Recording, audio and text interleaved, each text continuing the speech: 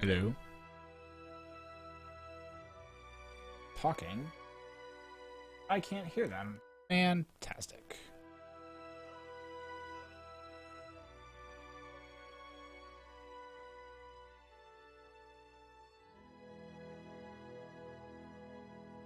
Let's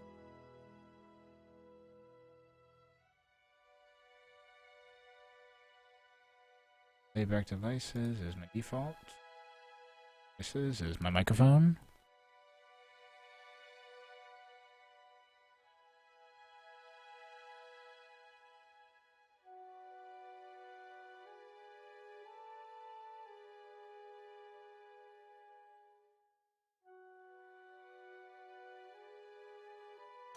Ah. Oh yeah, I like these ones because they have the unique color, but they're more of like a um, an orange than that sort of pink to them. You like that? I've noticed that there's like you can make it from all sorts of different plastics, so you get the different colors. But I've noticed that you can kind of break it down into if they have like more rounded edges or sharper edges. There we go. Have you noticed that across different varieties of dice? Are those more some round of them or roll. more round or sharp? They're about in between. They have rounded on the corners, but they're more defined on the shape. Like each side, like when it actually sits, it doesn't have like a tendency if the dice tray is off balance to roll. But it will roll really well. Like I'll throw it against the wall and it will like roll all the way from the wall back to the other wall.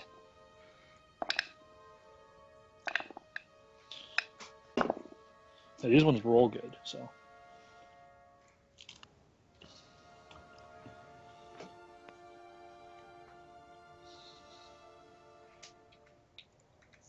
I saw on Reddit a guy who broke open a magic 8-ball to use as a what should I do dice. Rogue Bishop, thanks for that host, dude. Super appreciative of you.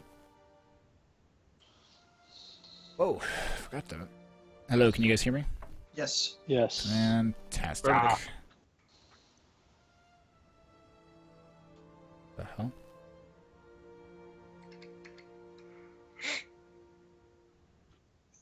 Alright, who are we missing?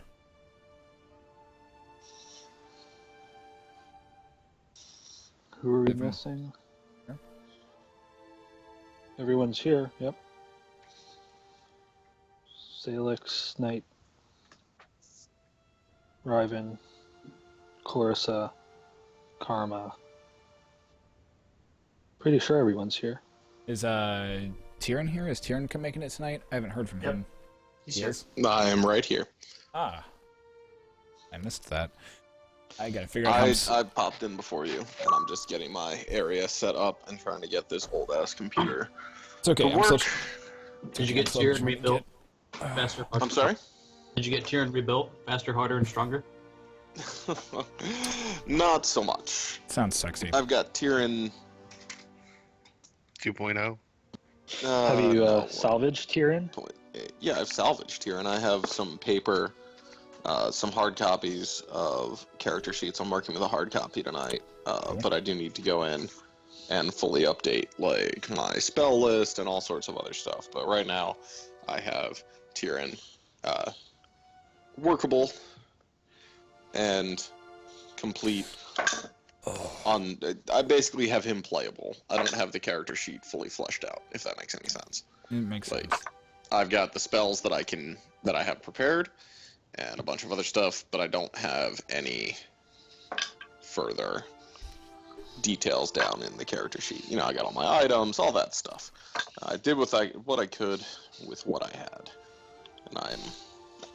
Luckily, you have luckily some of that is also in like the game and in your notes and stuff like that. Yeah, it's We're on mostly 20. my notes because the last character sheet that I had that was like in any sort of digital form was like level 3. So, but I was smart and printed out. Yeah, exactly. I was smart. I printed out a level 5, like a rough level 5 sheet when we leveled up. It's just not up to date with my digital one when my computer crashed. So I gotta go in and really rework that. That's just gonna require more Right. time than I had in this last week. Little TLC. Yeah, that's fine. I got my spells, I got my weapons, I got my items. I know my character's backstory, and so I'm good to go. That's good. HP, you know, that type of stuff. The important All of stuff. the important things. The stuff that I'm gonna need to reference throughout the course of a gameplay session. Yeah. That's You're short one tier in roll 20 right now. I'm still getting this computer up. I'll be there. I'll be there momentarily. Well, we have some sweet tunes tonight. Probably not through Skype, unfortunately. Man, that's just like your Moby Dick. It refuses to work. I'm very annoyed at it. I've been very annoyed at it for weeks. Like it's actually angering me. Okay, I think I have everything. In the future, do we want to explore using a different? If we have something that works, that would allow for me to do that, then yeah, fuck, I'd be. Wasn't there another service we were talking about when we were first starting this up? Discord, maybe? Discord, but it doesn't do the thing. No, it doesn't do that. Okay.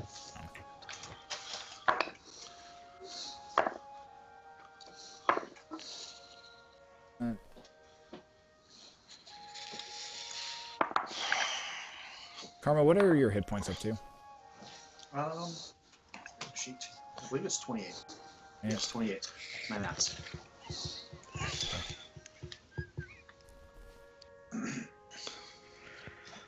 $28.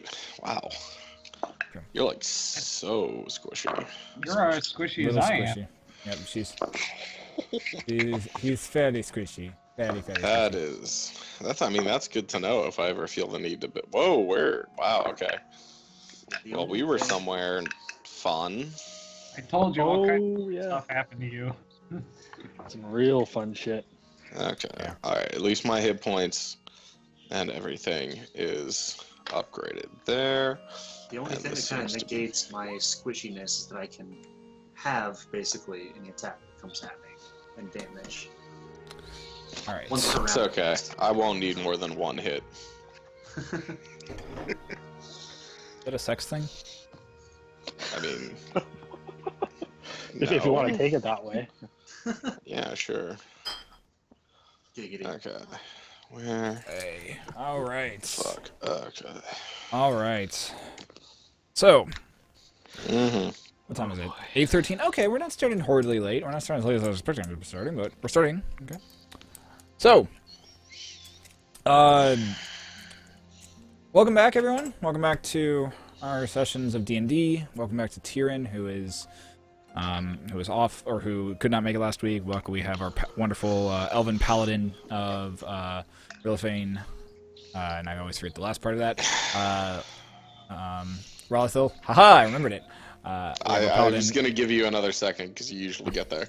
Yeah. We have our wonderful elven paladin back this week, which is fantastic. So we are back. I mean, up if to a you full weren't party. God, I would get mad at you for I mean, but yeah, defaming my other god's name. it, work, I But mean, it still works. you're like Uber God, so I I'm don't like- think that's a smart yeah. call. It's good to be back, guys. He's the Glad god to of the have- god. Good to be We're- back. We're glad to have him back. As I'm praying, I have everything that I need for tonight. Ready? Of course. Yeah, You you can know what would be DM really helpful if being I a brought DM. my dice out. That might be helpful. Although Well, being I a was DM, so focused you on can making never. sure my character sheet was workable that I was like, Oh yeah, I'd be more really concerned about. thinking about it. I'd be more concerned about getting that character sheet set than anything else. For those of you who are new to D&D and who are watching through stream or through YouTube, thanks for dropping by and hanging out. It's super nice of you. Well, and my dice are starting off rolling like shit tonight. Fantastic. Wow. Mumble. Okay, What was we're that? getting Yeah, seriously, there was a mumble, whole mumble, lot of mumble. dice going on. my dice are rolling like shit tonight. That's a little better. No, that's So- good. Stop it. Hopefully they will be Roll better poorly proceeding. for the love of God. So, jumping into where we... Ah, damn. Stupid. I have to, like, crouch and talk. It's weird. So, jumping in where we were at last week. Last week, our group proceeded back down into the sewers after... proceeded back down to the sewers, and ended up beginning in pursuit of this small child that they had originally found at a Blue House that was given given to them through information by a guild of supposed thieves and other cut purses and everything and other individuals along those sorts to a blue, basically abandoned tavern that led them down into the sewers of the city and into a tunnel that appeared to have been blown open from the other side of the wall, rather than being not being constructed man-made. So proceeding down into that tunnel, they ran into two large Umber Hulks, two very bad creatures that have the ability to basically confuse somebody if they are either within a certain radius of them or looking at them directly. Luckily, the party was able to melt one of them fairly quickly, and then through the use of Wait, like literally? no, just Oh, well, that's they were able. not as exciting as you made that sound. I wasn't here, so that... I'll make the next one. I'll make the next one sound better. As they were able to melt through the first one, and we're feeling pretty good until the second Umber Hulk started really fucking with the party, having some friendly fire go back and forth between party members. The other Umber Hulk ended up being killed. Ultimately, the party being victorious through our Tiefling Rogue's hellish rebuke as the blood that the Umber Hulk had actually pulled from our Tiefling crawled up its arm into its mouth and literally just blew the back of its head off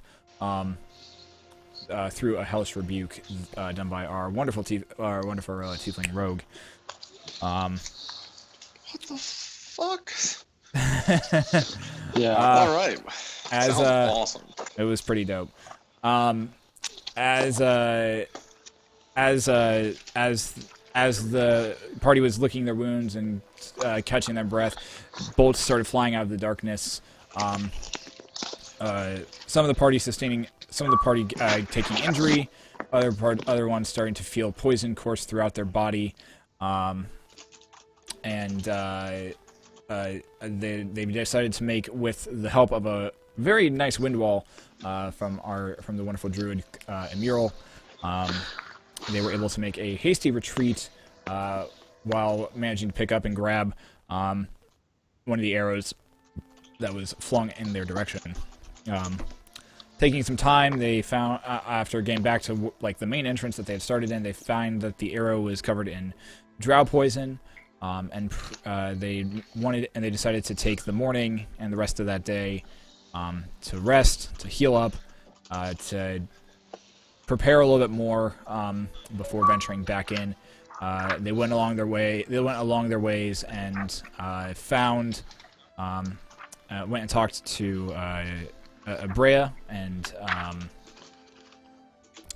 Maya at the Texturia College of Institute, where Clarissa and Emural went to go talk to them, turning in one of the books that they had actually found in the Shadowfell, and were rewarded with quite a sum of money for bringing this fairly dark piece of magic back into more safe and more reliable hands. Pressing forward from there, Karma went and also talked to Nyx, his so far contact with the Avista in the city of Eros, and once again has been and through some conversations there, began asking for assistance from the Avista as well, even though he has not made his pact yet with them. Proceeding from there, proceeding from there, Brea, Muriel, and Clarissa were able to secure the help of Brea proceeding forward. Brea telling those two that she would meet them at Sam's in the Olamp district in the morning, when they were ready to head back down into the sewers at that point, where Salix and a very kind of out of it Tyrion, as well as Riven, made their way to the military district, the spawning grounds. Made their way to the spawning grounds, and were asking to deliver a message to. I don't have my notes with me. Terra. Thank Commander you, Captain Terra. Commander Terra. Yes, of the Dragon Spawn. Don't have all of my notes in front of me. It's very odd. And so, with that, a few of the party members made their way back to the Voxearth family estate, and this is where we pick up this evening. I'm gonna grab my notes, and then I'll be right back.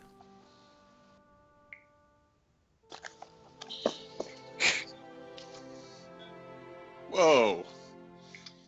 Where am I? Last thing I remember, I was in a sewer really fast. with a gnome on my shoulder. Oh, you're awake?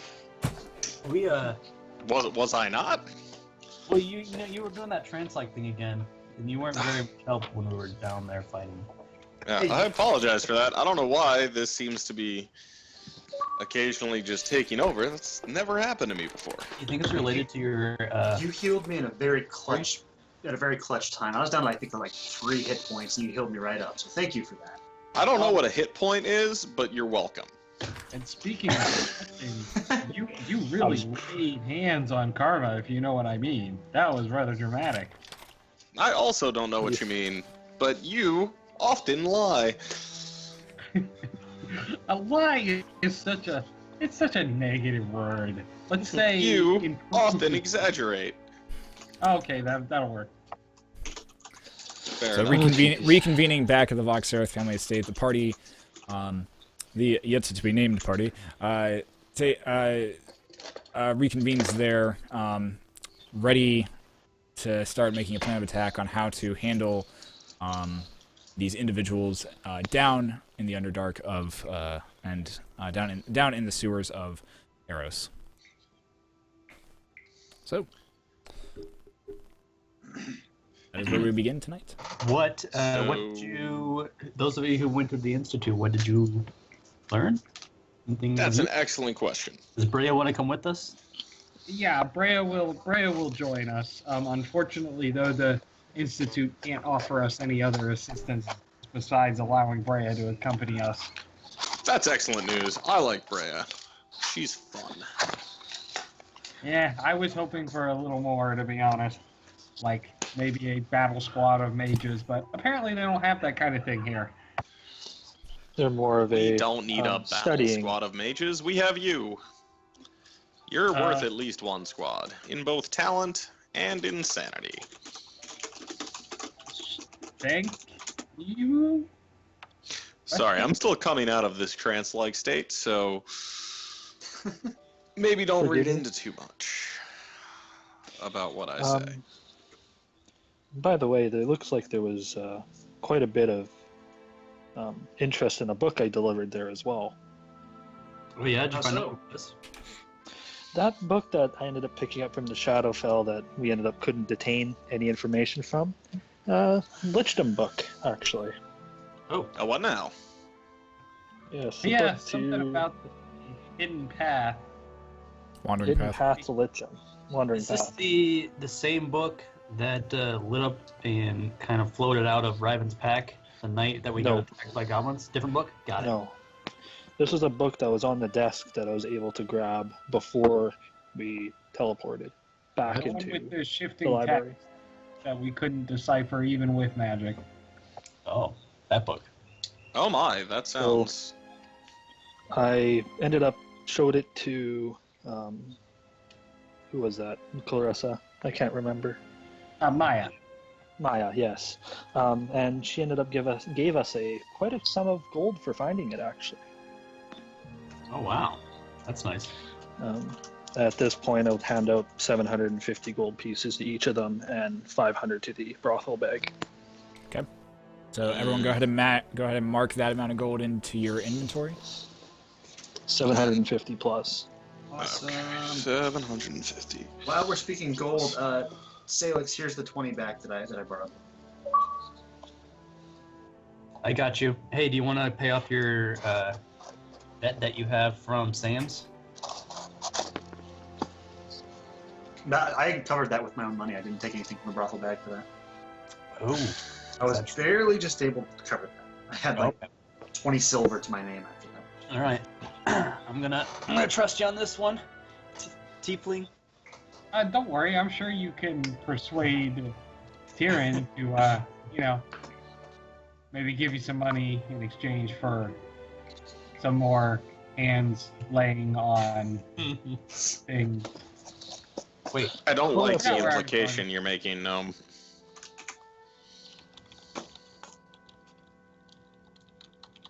All right. So speaking of the Institute and Mages College, Meryl, did you think to did you remember those orbs that we found, or did you tell them about that strange observatory that we found? I haven't mentioned it, and those orbs are actually on their way back to Singorn. Oh, Yeah, that seems like elfy stuff. I don't know how much. Didn't we send those back? Elfie stuff.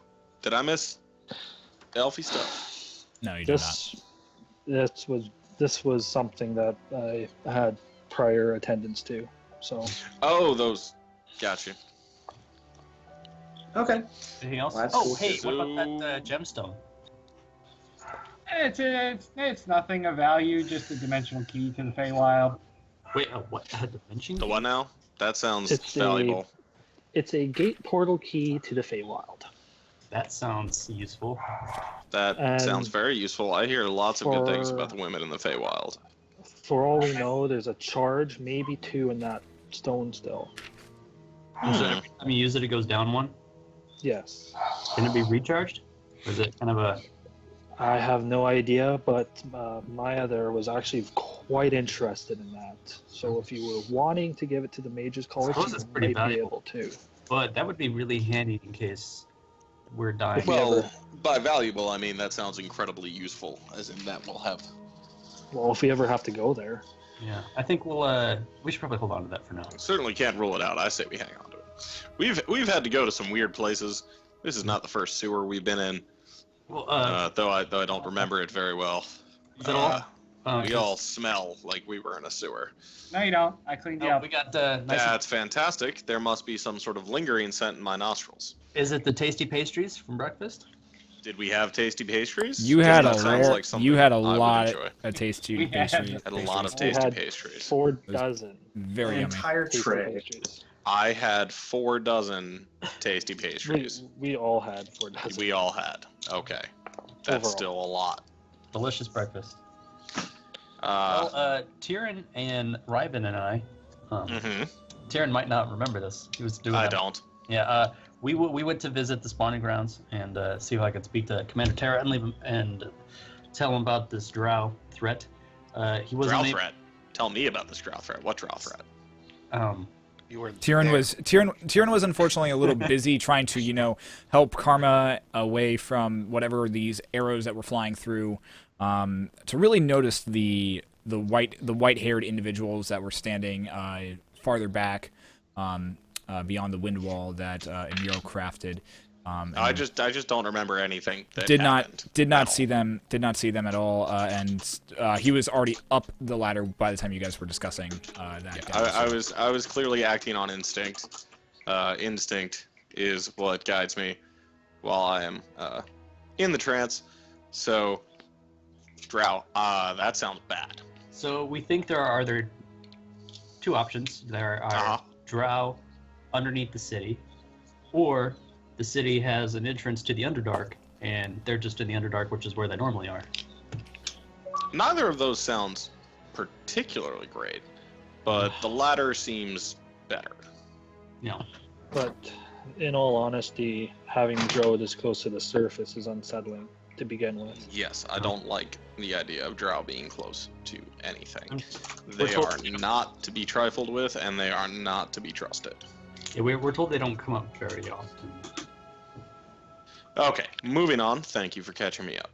So Please continue. you and Ryven and I, we went to speak to Commander Terra, but he wasn't there, so we left a message. And then we went to the Yolamp district and sold some of that gear that we picked up last night. And it wasn't very much. It was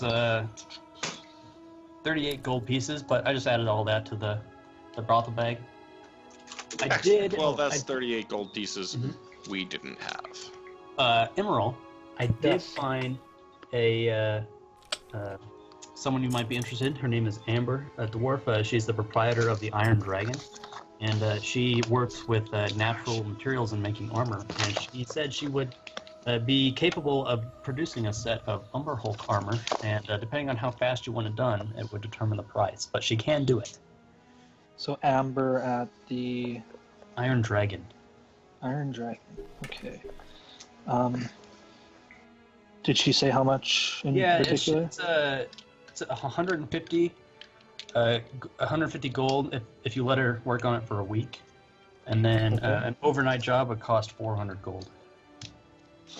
Did she say anything Well, about what type of armor that would be? That If it was, sounds very like, good heavy value for armor, money. Heavy hide, or From what I understand, it would be like a lot like your standard leather armor that you see at any vendor, but I'm sure anything made from Umber Hulk would be probably a little bit more interesting than that.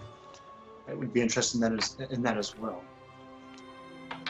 Did she say if we had enough for just one set, or would there be? it would be for one set. Yeah, based on what I told her about how much we had, it would only be enough for one set of armor. Okay. Umber Hulks are big, but not a lot of them is good for turning into a agile set of protective coverings. Yeah, I was going to talk to Sam about the Umber Hulk mandibles and the claws, see if I can find a good place in making possible weapons out of them, but she never did get to me on that, sadly. Oh, well. So that covers our morning. Well, I guess our afternoon and your afternoon. Everyone's here. Well, thank you for catching me up. I am fully in command of my faculties once again. I'm not very hungry, but you did explain that. So, What do you think of my new tiara? Yes, it's That is finished. pretty, by the way. Does it do anything? I love it. Is it magic? Yes, there's a spell bound into this gem that should, in theory, allow me to understand languages. Although I haven't quite figured out exactly how to work it yet.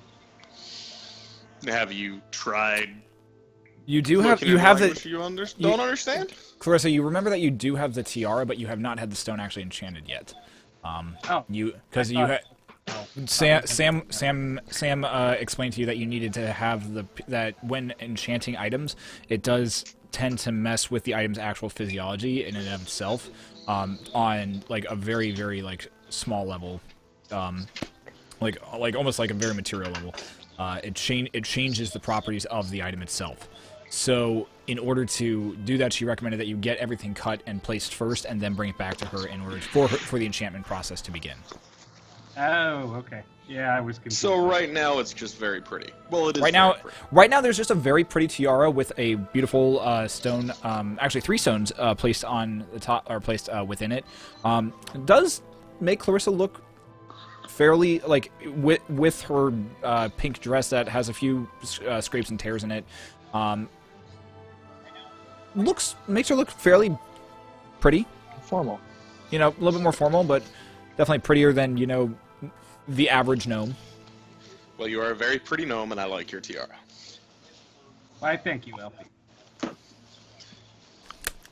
Okay, so All right. Well, what is our next move? I think that kind of covers what you guys did. I kind of went off by my own again. Sorry about that. I checked with the Ivesta, or Nix, my contact there.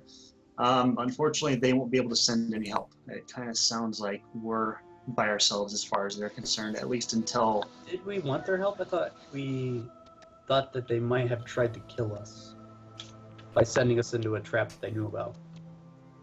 I asked them about that, and it sounds like they didn't have anything to do with it. They were there a long, long time ago. But, that's how are we to trust their word? Beyond that, I don't think, like I said, they're not going to send anybody else to help us. So, beyond that, there are some other items that I would speak with you guys on if there's nobody else who wants to talk real quick. Yeah, sure. Okay, Salix, do you mind if we had some silence? Yeah, sure. Give me a moment. So, I'm gonna go down to the basement and I'm gonna ritual cast silence. Okie dokie. Are the rest of you following? Yes. So you guys make your way down. You all make your way down to the basement. Salix once again takes a few moments or a few minutes crafting an arcane sigil around the same table that you had all been standing around beforehand. Takes a few minutes, takes judgment, and places it on the ground, focusing on the holy symbol on top of it. Begins chanting for a few minutes. The arcane sigil around you lights up, and the magic takes effect at that point. What does that do? You should be able to speak freely without anyone on the outside hearing it. Unless they're using, some very powerful magic. Okay, well, thank you for that, Salix. Yeah, I think it's safe to rule. Well, I don't like to rule anything out, but I feel pretty confident. How bright is it in this basement? It's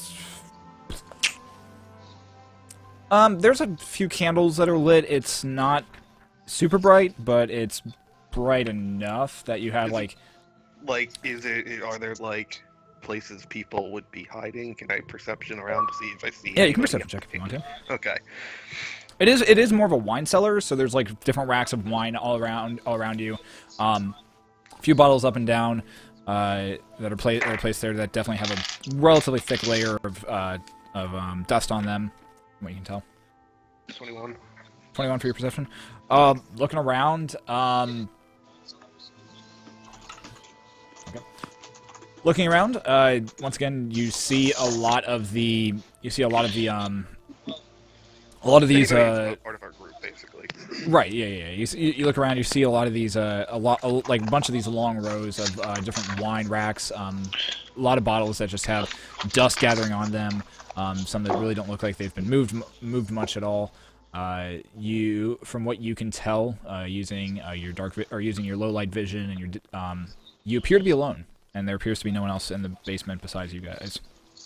Do any of you guys know of any type of magic that would allow people to listen, from afar? The only way that... Hang on. If there's anybody listening, I know a way to get rid of them, but you are not going to like it. Surprise me. Clarissa is going to begin making the loudest, most awkward sex noises possible. Okay. Okay. While I appreciate the effort, Clarissa, depending on the type geez. as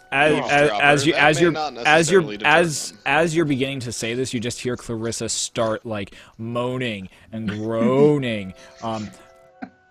It's odd. It's odd in a few senses. As yeah, kind of like that.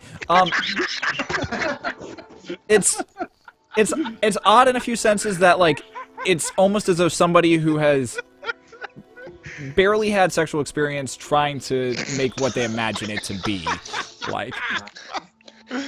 Melissa, you don't sound very convincing with that. She reels back, ends up grasping her belly a little bit, and you see her shoulders start to heave. It gets very odd and very graphic quickly, and it really just makes everyone in the room feel extremely uncomfortable.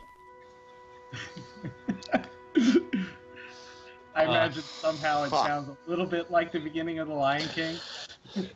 Yeah, very close. You missed the best part about the Mages College, though.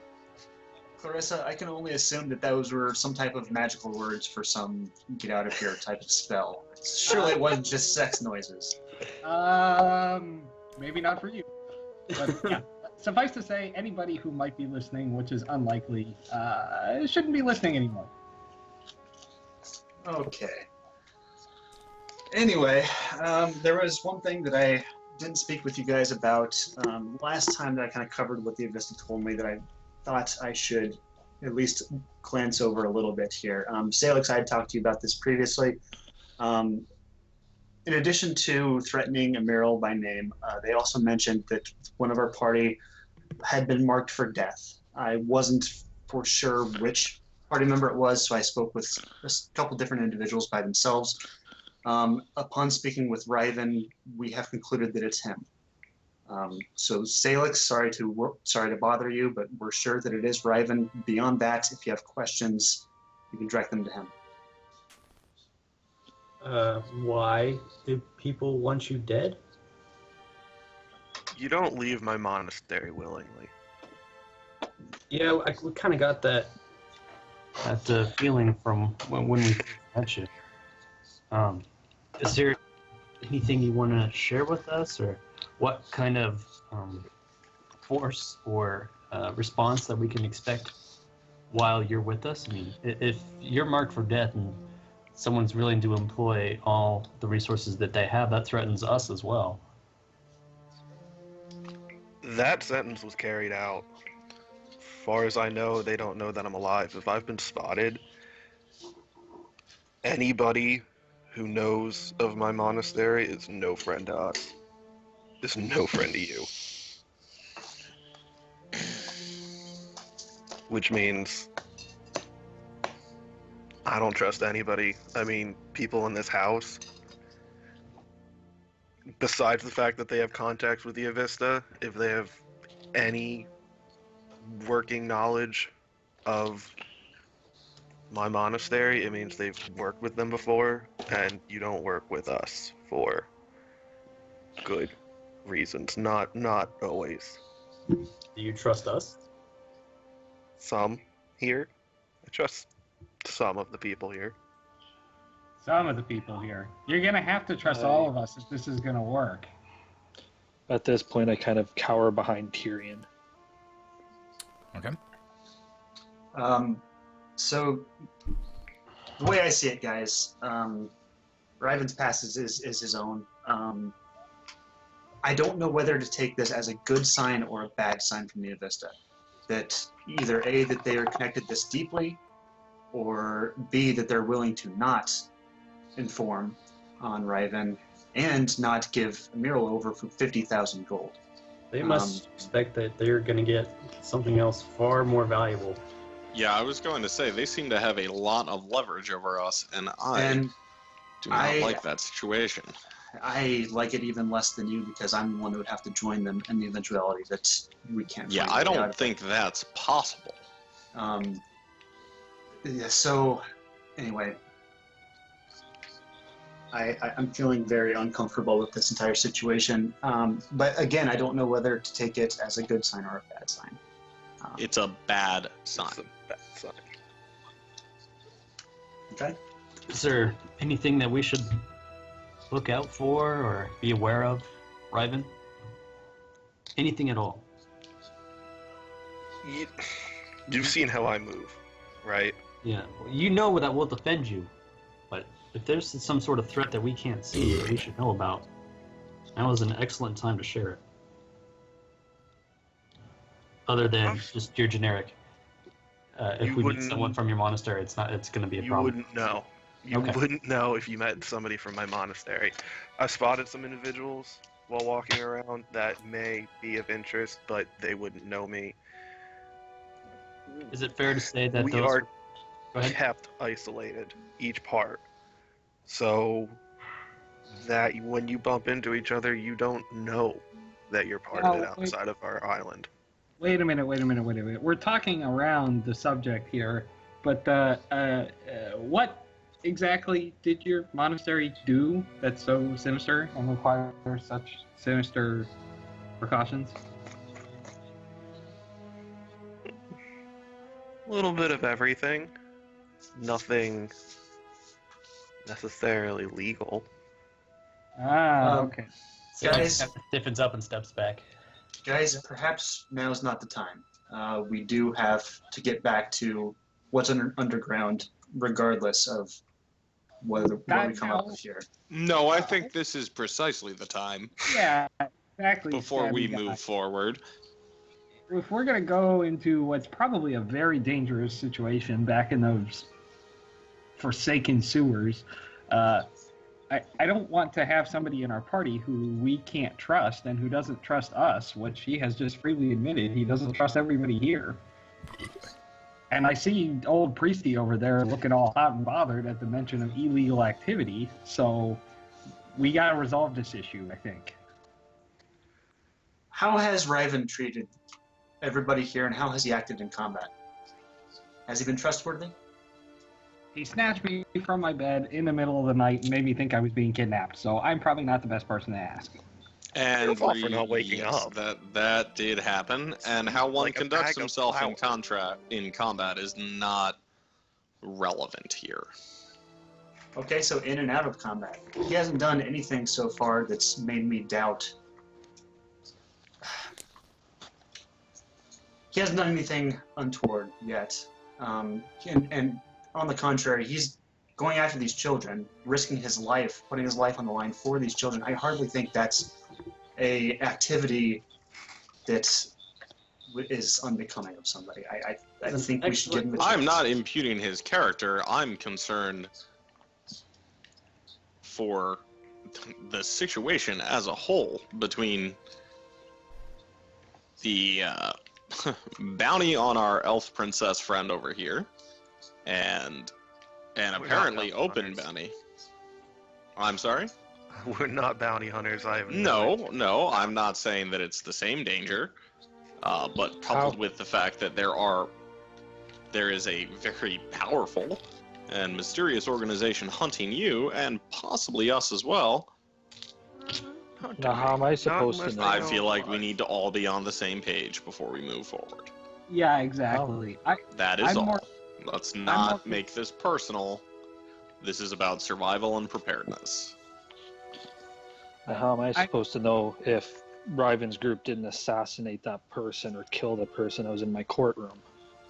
Set me up. Completely honest with you. We're not in the habit of setting people up, but I need What to was look the at name of this group? Can you even tell us that?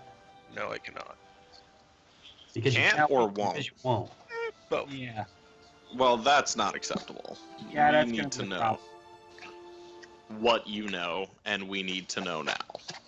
I mean, do you want to be with us because of what we're trying to accomplish? Or are we simply convenient to have extra warm bodies around you if someone comes after you? Let's just say if people were to come after me, if staying hidden was my only goal here, then trust the fact that I could do that better by myself. You speak What in do you want- hypotheticals and riddles. What do you want us need to to trust? be You won't tell direct and give us information. You're asking me to Certainly, give whatever up information literally- we had. Make a persuasion roll. That would be me, I'm assuming. Yeah, Tyrion, make a persuasion roll, and Riven, make a wisdom check. Alright, persuasion. Well, that's good. Plus persuasion. 22. Riven? 22. I rolled an 18 with a +4. All right. Okay.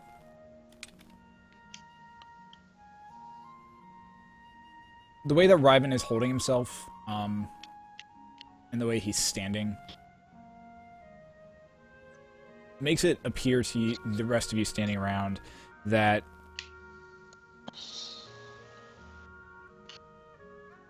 the information he's withholding is because of how because it's almost a necessity. It's something that needs to be withheld at this time. And you start to get the sense that no matter how hard you pry, and no matter how deeply you try to get this information out of him, it's gonna take a lot to get that information. Okay. Let's put it like this. No, I'm a go ahead. hand. Hands do things. There are eyes, there are ears. You get the gist of it. Together we make up a whole, which is the organization. But we do not hunt people. Others come to us to fix problems. We can get into places that others cannot. We aren't necessarily evil, but we are neutral. We are neutral to ourselves. We do not keep. We were supposed to not take sides. And I believe we were set up, I was set up, and committed a crime that was not sanctioned so much. I'm gonna look at Silex here. You've killed people who you've judged by yourself and karma to be evil. Not saying we go after evil people, but kill one, save many. If we go in and kill an emperor and stop a war before it happens, because another emperor asked us to, paid us to, contracted us to. Sure, we murder, we kill, but sometimes it saves many. And it's not my place to ask why or how. And looking at Amiro now, I don't know. This is only a hunch, but I believe your past and mine are tied. I think I wouldn't something's surprise. happening in Danforth. And when the hand is involved, maps are rewritten. Does the name Thomas Spelloil mean anything to any of you? Can I do a history check to see if that name comes up Yeah. with the guy that was supposed to introduce himself? Yeah, if you want to.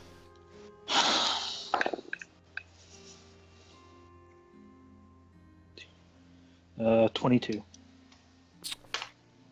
It's not a name that you've heard of before. I shake my head. Tyrion. No. Is that a name you've ever heard? It is not.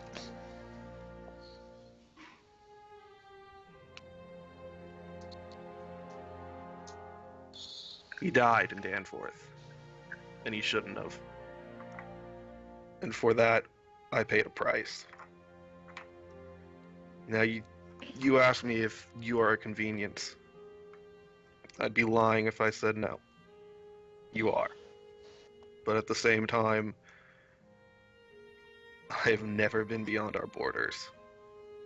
And while you were, to begin with, a way of survival, you knew how to interact with outsiders, and obviously you could protect yourselves. Part of me hoped to find a little bit of redemption and possibly friends. But some of us, it's not that I trust you or don't trust you. Some I do. Some I do not trust because of the codes and the gods that you follow are not my own. But trust that myself, I mean no harm to any of you. Not unprovoked harm, looking at karma. I draw my dagger out of my boot and slam it down on the table. How the hell am I supposed to know that No. your organization set me up? I've been running for my life for the last 3 months. I don't. Plausible deniability, but I was set up by them too. And it's not all of them, which is why I will not betray them all. These are my brothers It and my is sisters. not the danger that you present that I worry about. It is the danger that your presence could bring down upon us while we are completely unaware because we have no information. So, is there any reason that anyone would be actively searching for you, or would it? No. Okay. So the Fair only reason enough. they would know that I you're here is that if someone else from your group sees you, which you wouldn't even know because you don't know what they look like. Well, I know what they look like. We are all marked. My mark is hidden quite well. All of our marks are hidden quite well. But you know them. And how would you see it? I don't think he's gonna tell us that. That's perfectly fine. I'm trying to think of a way of like. Nope. Keep it in RP. Don't. Okay. I will deduct from You- metagaming. Would you recognize one of them if you saw them? Probably. The ones that would come at us, that would mean us harm. They would come from the shadows. They'd come at night. They won't come from the front. The hell is that? No. They would act as I act. Move quick, move fast, move from the shadows. Strike and get out. 2, they, as far as anybody knows, the execution was carried out and I was killed. So, unless somebody has already told them and informed them that I'm alive, they have no reason to come after me. And there's no stopping them. Not because I know too much already. I know I was set up, and we don't. A contract was taken out on somebody for personal reasons, and that's not what we do. And that's why I think that something's happened and our group has become corrupt, or at least 2 that I know of our elders have. Oh, wait. So you mean the shadowy organization that apparently murders people for contract are not the good guys? Sarcastically. Couldn't tell. Good and evil are not truth, Clarissa. Yeah, but murdering people in their bed while they sleep to make a buck seems pretty unambiguous to me there, sneaky guy. You're speaking in contradictions, too. I'm kind of with Amiral here. I don't trust you at all at this point. It's not like I don't trust you. It's the fact is I don't know anything. Besides Danforth wanted land from our society. That's all I knew. That could be a reason enough right there for them to hire out. All right, so let's talk hypotheticals. If you That's literally all successfully- we've been talking about. right, so if we manage to find these children and return them home, we find this butcher, we find the lady, we deal with all of them. All of that's done and over. Then what? What's next for you? I don't know. Truthfully.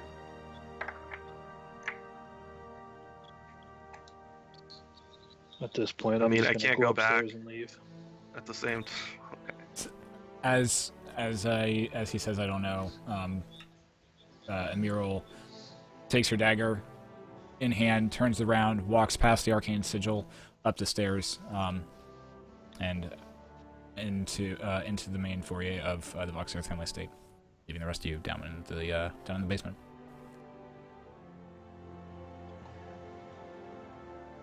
This is all very confusing, and I feel like we've been talking for some time and haven't really gotten any information out of you, Ryven. At least not anything concrete. It's a little more than we knew before. Not much. Yeah, not much. If you Not want to much stay more. with us long term, and I'm looking at the others, you know we're gonna have to have this conversation again, maybe a little bit more detail. And you are going to have to be more truthful. We would like More you to open. stay. Lied. More I- open. I would like you to stay. You say that if you were wronged and you're looking for redemption, then you have found the cleric to help you. But you're going to have to help us help you. Clarissa's gonna turn to go upstairs, but before she does, she's gonna get a message and say to Ryven, I don't trust you, but I suppose we can work together for now. But if it turns out it's better now, to Struggle. do with framing my friend Emerald, I will personally make sure that every centimeter of your slippery little monk body is set alight with magical fire. Are we clear? You can try, gnome. You see a burning fire in her eyes that, from this gnome that is normally very jovial and very kind of almost laughable at times. You find her looking more serious and a lot, and almost and more as though every word carries weight, and every word that she says she means and fully intends to act upon. And then Clarissa's gonna, without doing anything else, storm upstairs. With that, Clarissa, you hear the tiny footsteps go up the stairs.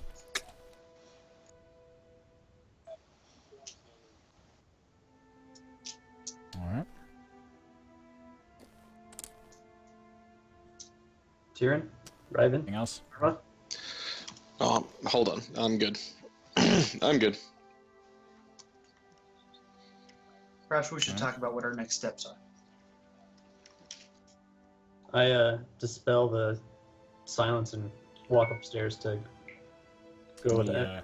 Clarissa. The sigil loses its light, and where it was in the dirt is now flat dirt again. Silix walks upstairs. And let us go decide. Yep. The rest of you head upstairs to head upstairs to meet the others. Assuming there's nothing else that you guys want to chat about.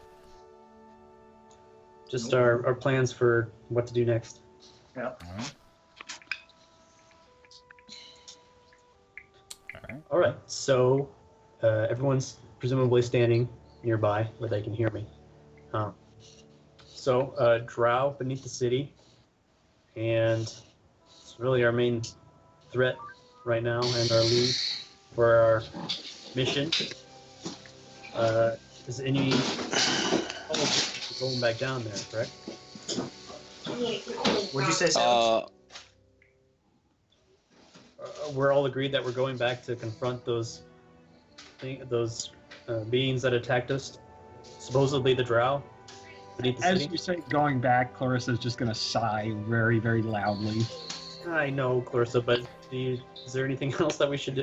If you have another idea, I'm It's open to it. It's our only lead towards the children. I think we have to follow up on it. Yeah, unfortunately. I was hoping we could convince the city guard to go down there and take care of it for us, but it didn't look like you guys had much luck with that. I left a message for the commander, but I mean, we're just, novice adventurers to him. We come and go. So even if he And did, certainly, they were not even aware of this threat. I don't have a lot of faith in their ability to handle it. Yeah, they probably If wouldn't. they had yet to uncover it. Or dismiss it as too far outside their realm of responsibility. So, we'll deal with it. We know that we're probably equipped to do so. When are we going? Today? Tonight? Tomorrow morning? Well, we might as well just go now. Get it over I with. concur. How long have we been up? I'd say probably about this point since you guys woke up. It's probably been about 5 or 6 hours since you guys woke up from your long rest.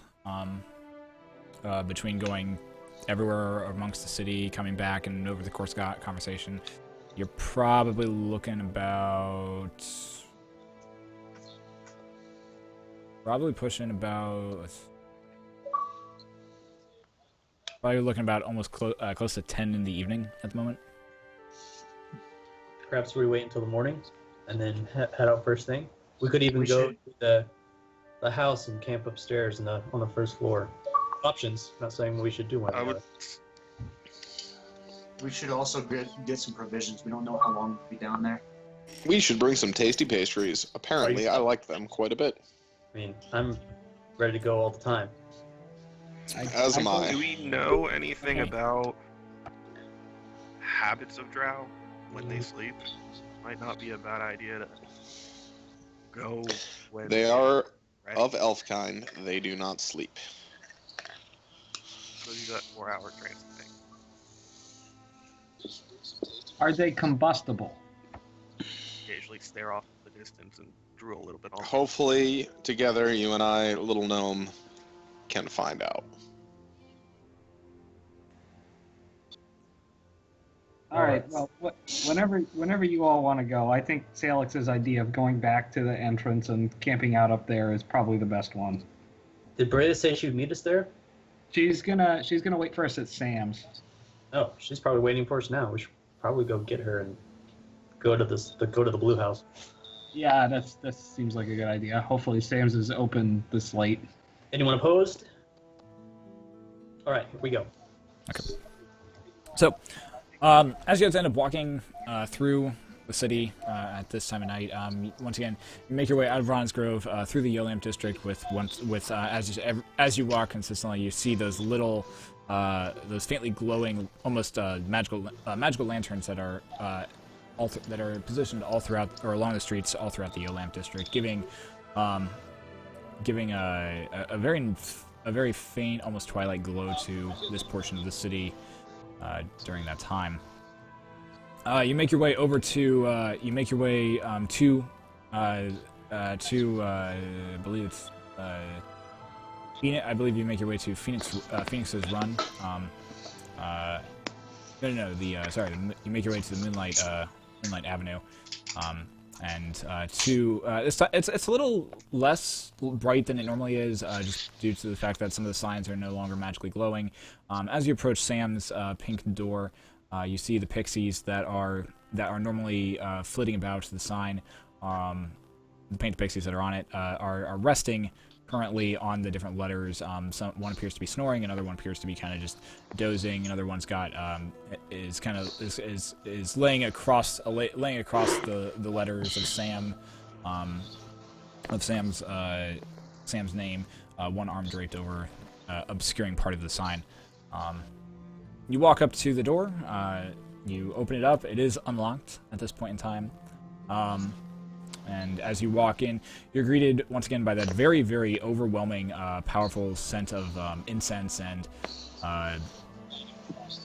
just a variety of different incenses and different smells in this very larger than normal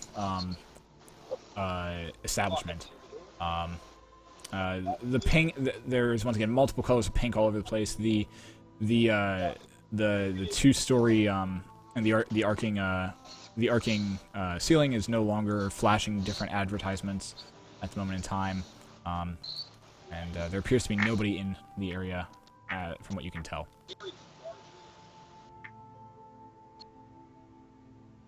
Hello? Well. Hello? Here's other. Oh, okay. Or we could just start yelling. That's a good idea too. Hello. As you take a few more steps in, I need Salix and Clarissa to make dexterity saving throws. Yay. Oh, Lord. As those were the first two to enter the establishment. Is this magical? Yes. Yay. 19. 19 as well. Okay. Yeah, 19.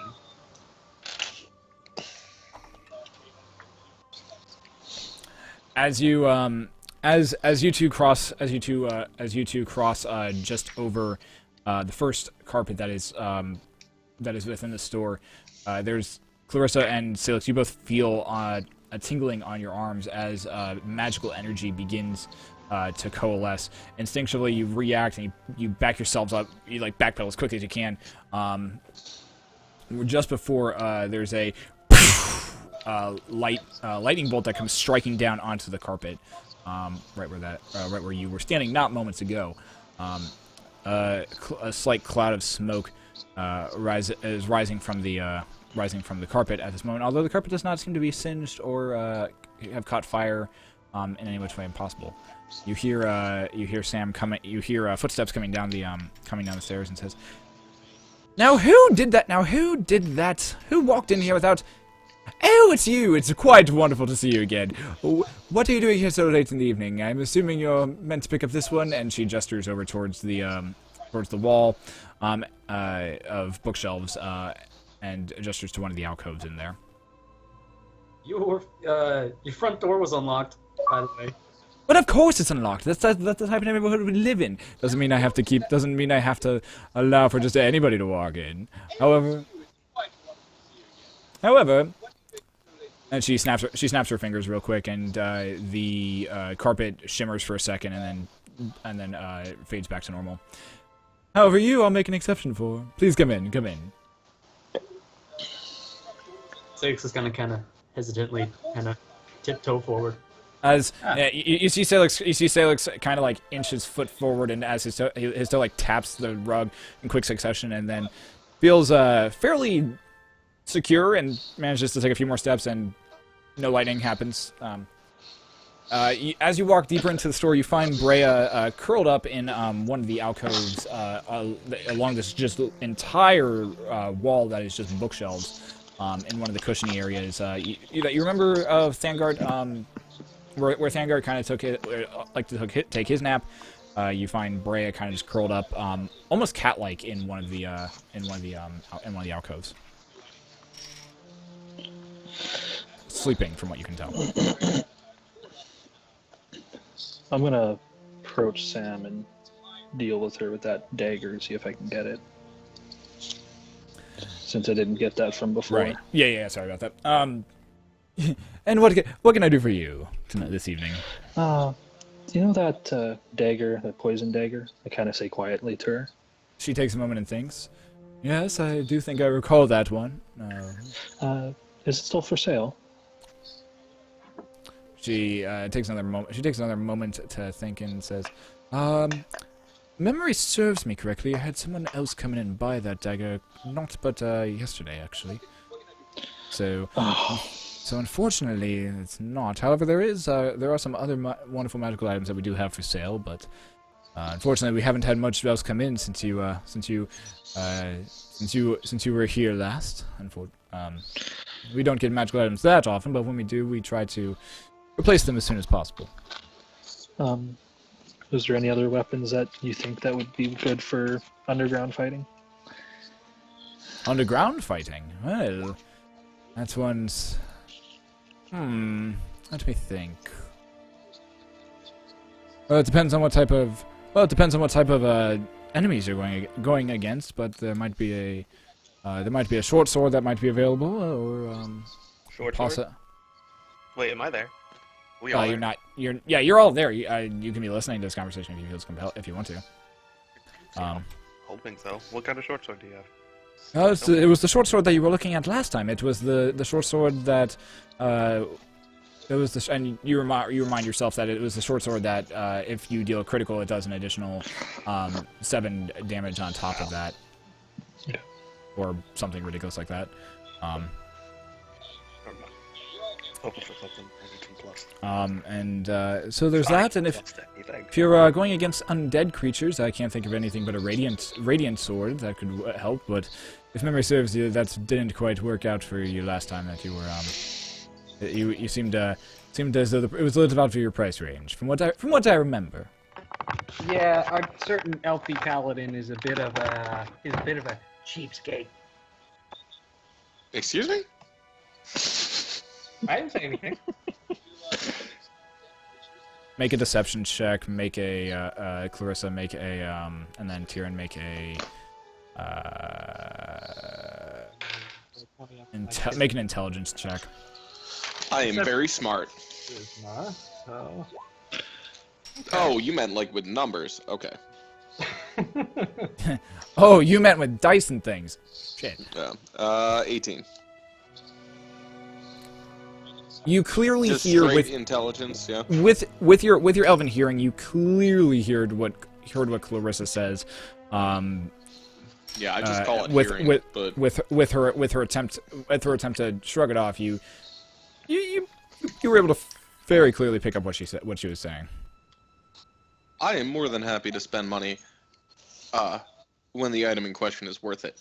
I can literally turn any sword into a radiant sword. So explain to me why I should spend money on one. Whoa, Tyrion. I'm sure Sam does not want to hear about your brothel habits. Anyway, Sam, you remember I had gems for you to enchant? Well, I have the complete object. I know it's rather after your business hours, but can I leave this here with you? She notices the tiara on top of your head and plucks it with dainty fingers and is like, "Yes, this looks quite lovely, and we will be able to make this work quite well." Now, what was the spell that you were wanting in question that you were wanting to add into it? Ah, yes, the spell of comprehend languages. Yes. All right, we will hopefully have that ready for you within 3 to 4 days. Okay, fantastic. Okay. Is there anything else that I can help you with? It seems as though your traveling compatriot Brea seems to be quite exhausted from whatever she's doing at Texria. Quite confused about that, but is there anything else I can help you with? Do you have any kind of other weapons that possibly do pluses in the damagey area? Apart from what you previously saw, nothing is coming quite to mind at this moment in time. Alright, thank you. Maybe anything handy for adventurers who are going underground or in dark places? Well, there's always different potions of healing, or different potions that you might build that might pique your interest. At least from what I can tell. And oh yes, and I have these. And she runs off to one of towards behind the counter and pulls out a small cushion that has 2 little stones on them that you can see. And what might those pretty things do? These are these came in maybe about a month ago. Haven't been able to sell them to anybody for some odd reason, but these are sending stones. From what we've been able to gather, all you do is place it on your ear, and you're able to talk to whoever else has one, as though they're standing right next to you. However, they do seem to have a bit of a range. They seem to have a slight range on them, but where it starts to drop off at. But if you're interested in those, I could sell you these at a price. That sounds very interesting. What? Sounds very helpful. Let's. What is the price? It would be 450 gold pieces for both of them, as they don't seem to work. Well, there's only 2 at the moment. The enchantment seems fairly easy enough, and we could probably make some more if you were interested. But of course, that would require more gold and, of course, more time. But for now we have 2 of them. If you're wanting more, that's certainly business that we can talk about later on. I would say 450 gold sounds like a bargain. Yeah, let's get this out of the brothel bag, don't you think, guys? Yeah, I think so. And you know, it's not like everyone doesn't need one anyway. You can use me as a relay, typically, in most situations. Truly. Okay. Also, do you think it'd be worth it to commission an extra 1 or 2 to be made? I'm not sure how. I mean, we could. We are venturing into the sewers. I certainly plan on coming back, but Let's go with these we 2. know not where this adventure will lead us. So I think I'm comfortable with Clarissa's abilities and the 2 to begin with. Certainly, if we find ourselves staying longer. So we get these 2 for now? Yeah. Yes. I believe that is a wise choice. So you hand over the 450 gold. So if you're marking that out of the brothel bag, go ahead and mark that out. And she hands you these 2 gold-looking, almost like kind of clip-on earrings that seem to have little faces engraved upon them. she places a scroll down on the counter, and your signature, just saying that you have that you are taking full responsibility of these items, and that you have purchased them legally, and you can read the fine print if you feel so compelled. If you knew our cleric friend, you would know we don't need to verify that this is legal. She flishes her hand, and seemingly out of thin air pops a quill, and hands it over to whoever, and hands it forward, waiting for someone to sign. Salix to sign. Salix takes the quill, signs whoop with a flourish. There's a slight magical, like you see where you signed, you see your name flash like a bright yellow, and then back to the black of the ink. And she says, "Excellent." Rolls up the scroll and tosses up in the air. As it goes up in the air, it just completely disappears. It flips once, twice, and a magical smoke is gone. And as you look back down at her, the quill has also disappeared. All right, I'll scoop them up, put them in the bag. Okay. So you have now two sending stones in your possession as well. Anything else I can help you with? There seems to be, depending on what type of other enemies you're going to be encountering in this underground, you must tell me these stories when you come back. Healing potions could always be of use. You never know exactly when you're going to be, when your cleric might not be able to help you, or your paladin might not be. Actually, Sam, there was one thing. I've been looking for a belt of returning for some time. Have you heard of one of those before? Belt of returning. Ponders. I think we've seen one or two come through here, but unfortunately, we don't have any in stock at the moment. I could reach out to my contacts in Danforth, or possibly in Serene. I know that there's some over in that. There might be some from there. There also might be some. There might be one or two that I might be able to reach out to in Astador, which might be able to also help you. Also might be able to send one up our way. But, okay, yeah. Please just keep your eyes open for one of those. I would be interested in buying one of those if you were to find one. All right, I will most definitely do that. Thank you. Fellas, you kept Sam busy quite long enough that it's not even technically open right now. So thank you for. But for you wonderful paying customers, I'll make plenty of time. We appreciate your assistance, Sam. Plus, you're a friend of hers, and a friend of hers is a friend of mine, especially one with that much going. Well, we should. We've been treated upon your. I like your style, Sam. We should probably. Why, thank you, Master Elf. Yeah, I agree with the stabby one. We should wake our. At which point you hear, and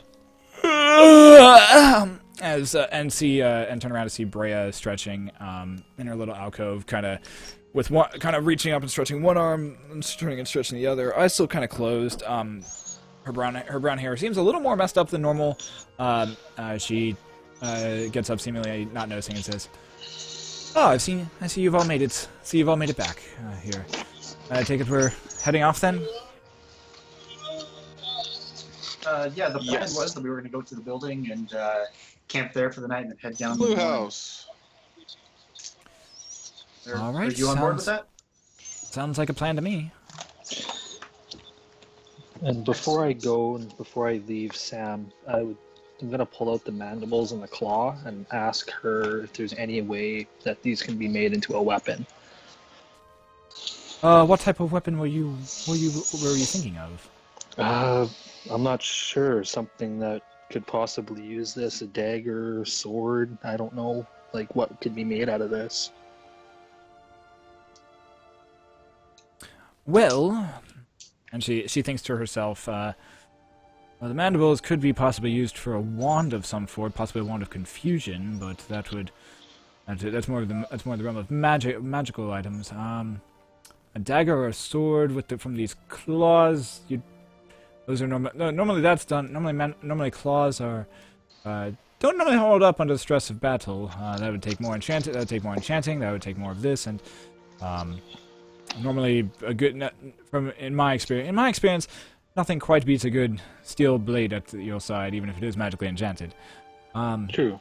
Agreed. You might be able to find someone to sell those to. I mean, you can always sell them here if you're so inclined, but you might be able to find someone to sell those to for different alchemical purposes. I never know who or what those materials that you'll need progressing in the future will be. I'll keep that in mind. Thank you. I can give her a little wink. And she kind of, you see her just kind of smile, and as she always does, and as you turn and begin walking out the door.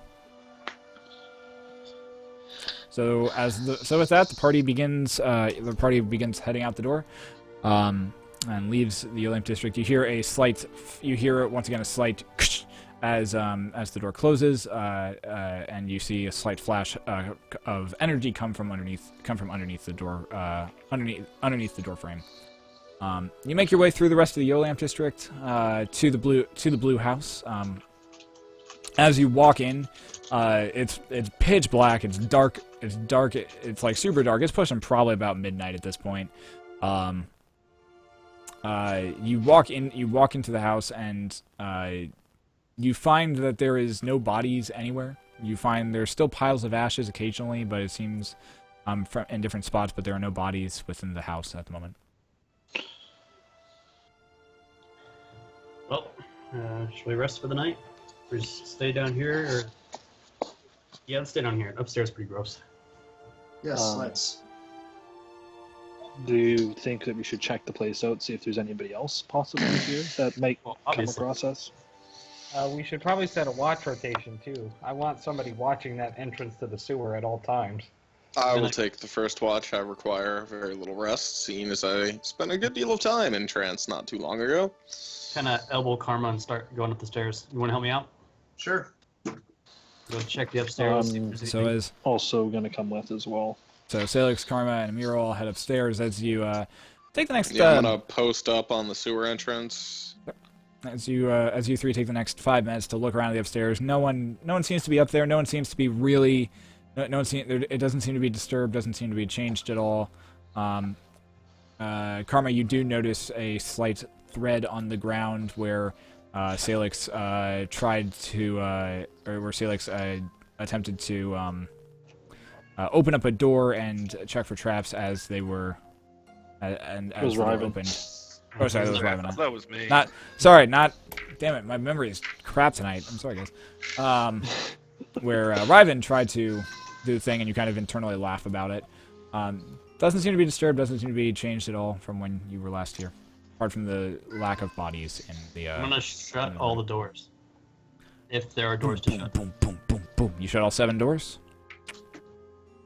Are there any windows up there in the hallway? In the hallway, no. In the rooms, yes, So there are it's doors. just in the doors rooms, and then the stairway? Yep. Sweet. I go back downstairs. Okay. I'll come. Everyone's back downstairs. I grasp his shoulder before. I was like, do you mind doing that truth thing? So, you want to do this later? You want to do that now? Might as well get it off my What's chest. someone else? Well, Karma's here. Okay. I'm gonna go into one of the other rooms. One of the ones that looked a little bit more clean. Okay. Find your way into You find your way into the larger rooms. One of the larger rooms. And there's a broken bed. The mattress looks like the straw mattress looks like it is relatively infested with rats, but and different mice. It occasionally moves every once in a while. It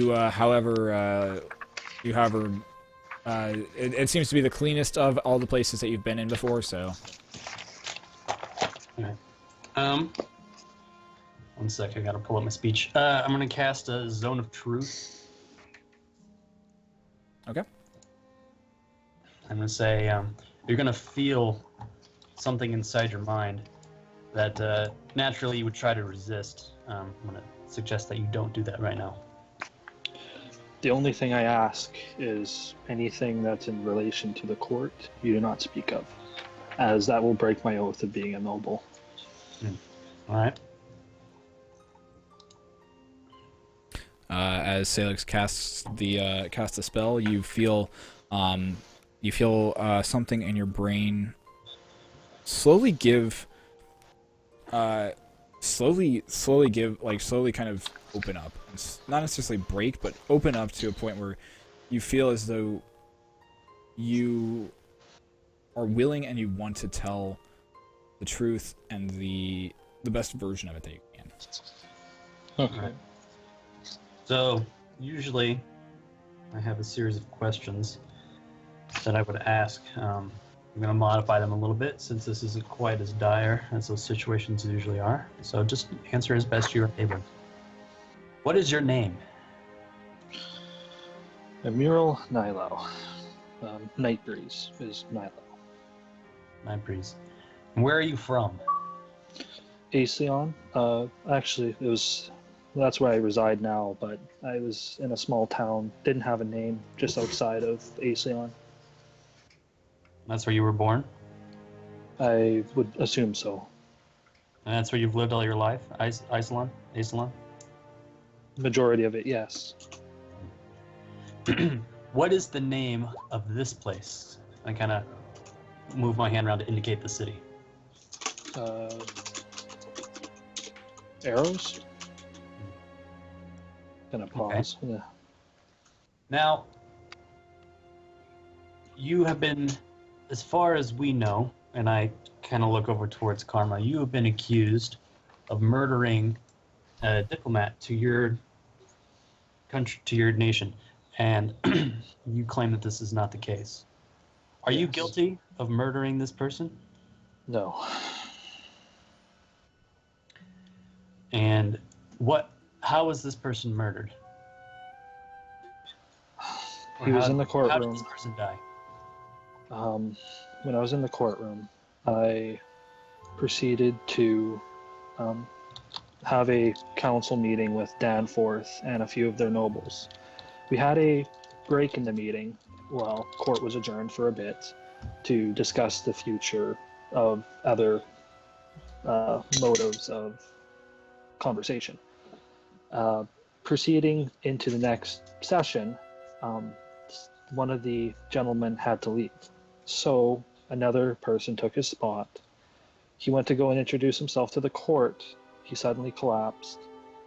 I was the first beside him because I was doing my job, giving out papers, seeing drinks, food, paperwork. But something weird happened. He just completely blank looked, everything else, and just collapsed. I was the first person there. I tried giving him a potion and nothing worked. So the accusation is that he died, or something.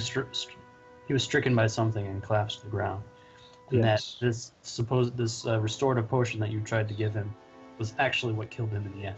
That's what you're accused of. Apparently. Who accused you of doing this? The noble houses of Danforth. The other houses that were in attendance at the time? Yes, and the family of the deceased. Was the family there at the time, or did it take some time for this accusation to reach you? It took some time. It took almost a month. And what did they demand? That I would give myself up to be tried for murder. And what did your superiors say to that? Some of them disagreed, some of them agreed. People that were there agreed with me. People that weren't did not agree with us.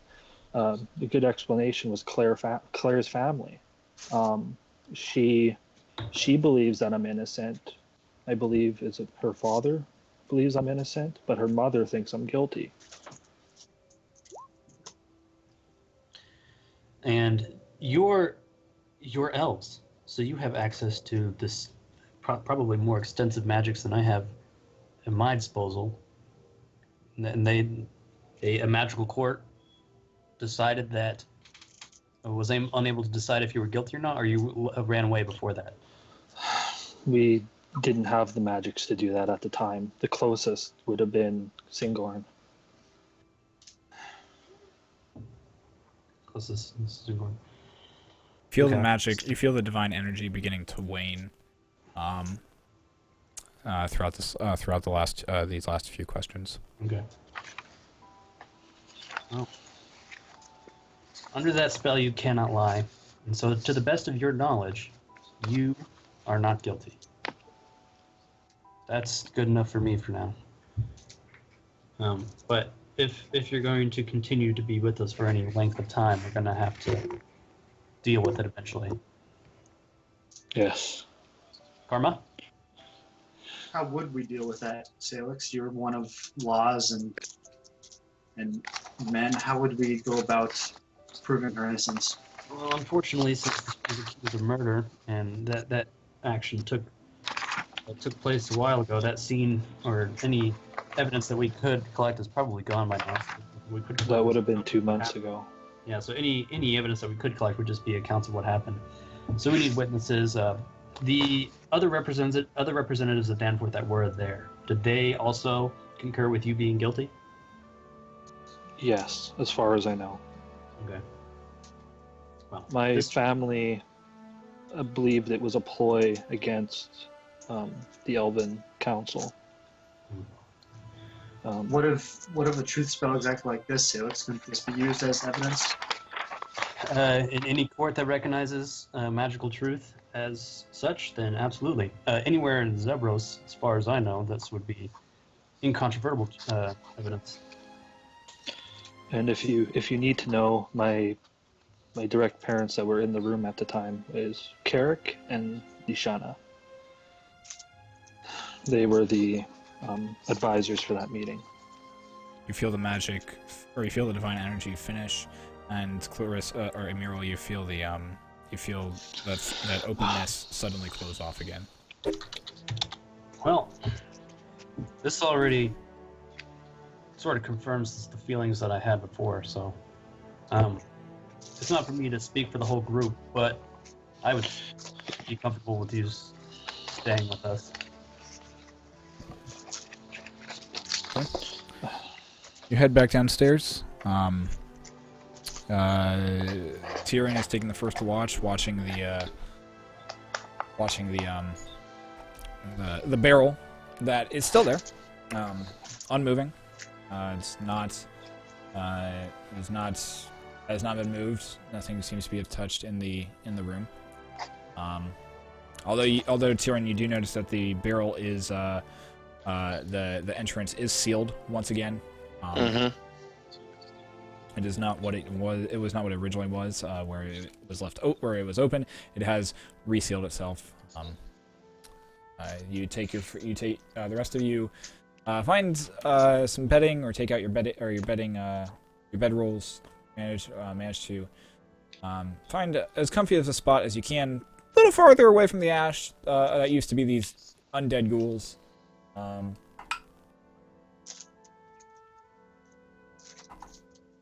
Tyrion, during your watch, make a perception check. Perception. Oh. Are you a 6 or a 9? You are a 9 plus. So 13. Okay. I'm sorry. 12. 12. Okay.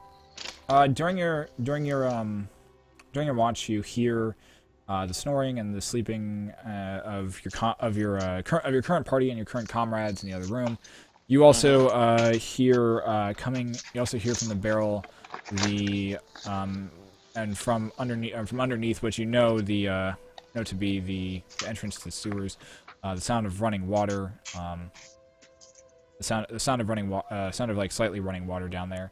Apart from that, you hear the occasional sound of like passerbys outside. Some sound as though they're drunk and just drunkenly making their way home. Others sound as though they're just walking throughout the night. Apart from that, nothing else of note happens during your first watch. Gotcha. Who's taking the second watch? I'll take 2. I will take it as well. So Karma and Amiral, as you guys rouse yourselves for the second watch, I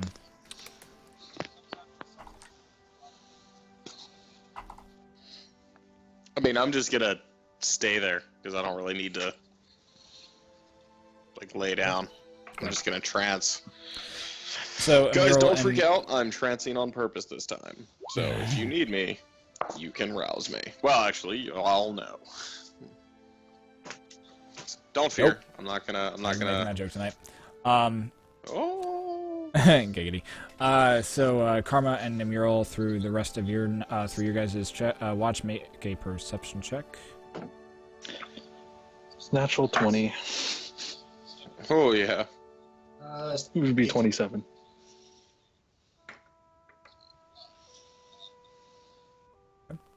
Karma. 8. Karma, you through the during the watch, where are both of you guys where are both of you watching, or where are you guys sitting during your watch? I'm right at the doorway. The main doorway? No, at the doorway between the tavern and the and the barrel. Okay, Karma. Same place. So about halfway through the watch, Karma, you've taken out a Valyrian Legacy, and you begin flipping it end over end, and just kind of catching it every now and then, never missing a catch. Mural, you during your time swear you hear footsteps coming from behind you. Coming from behind you and down below, almost as though they're running through splashing water. The type sound. It's there for like a moment, and then it's gone. Is what you hear. Karma is just kind of flipping his dagger end over end at this moment. I look at Karma. I was like, "Did you hear that? Hear what? Splashing water." From underneath? Yes. I can't hear anything. Wouldn't be surprised, though. We do know that there's a show down there. It sounds like something was moving down there, though. Quite quickly. Your watch comes to an end. Third and final watch. Guess that's me. Alex. Still chilling. And before How I long go, is each watch? Just out of curiosity. About 3 hours, or it'd be about 2.5 hours each, roughly. Okay, so I'm only gonna be out for the first hour and a half of this watch. Yeah. So. Okay. Just.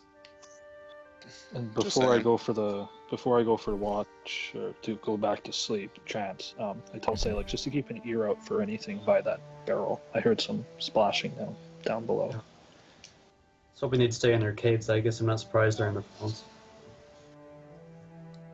Okay. But thanks. I'll listen. All right. Go ahead and make perception checks, both of you.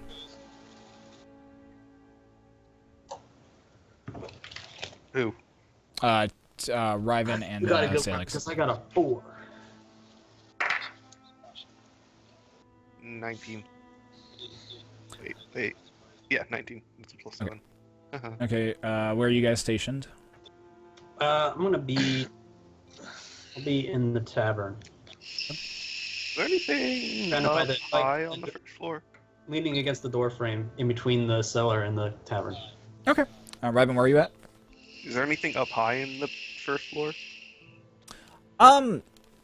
Not really. I mean, there's a chandelier that's kind of swinging That- back and to and fro from the ceiling, but That's not comfortably. probably about it. That's not comfortable. I like sitting the on top of best that. response possible. I guess we'll just kind of chill out. Yeah, let's keep an eye out for some comfortable chandeliers, because that's a thing.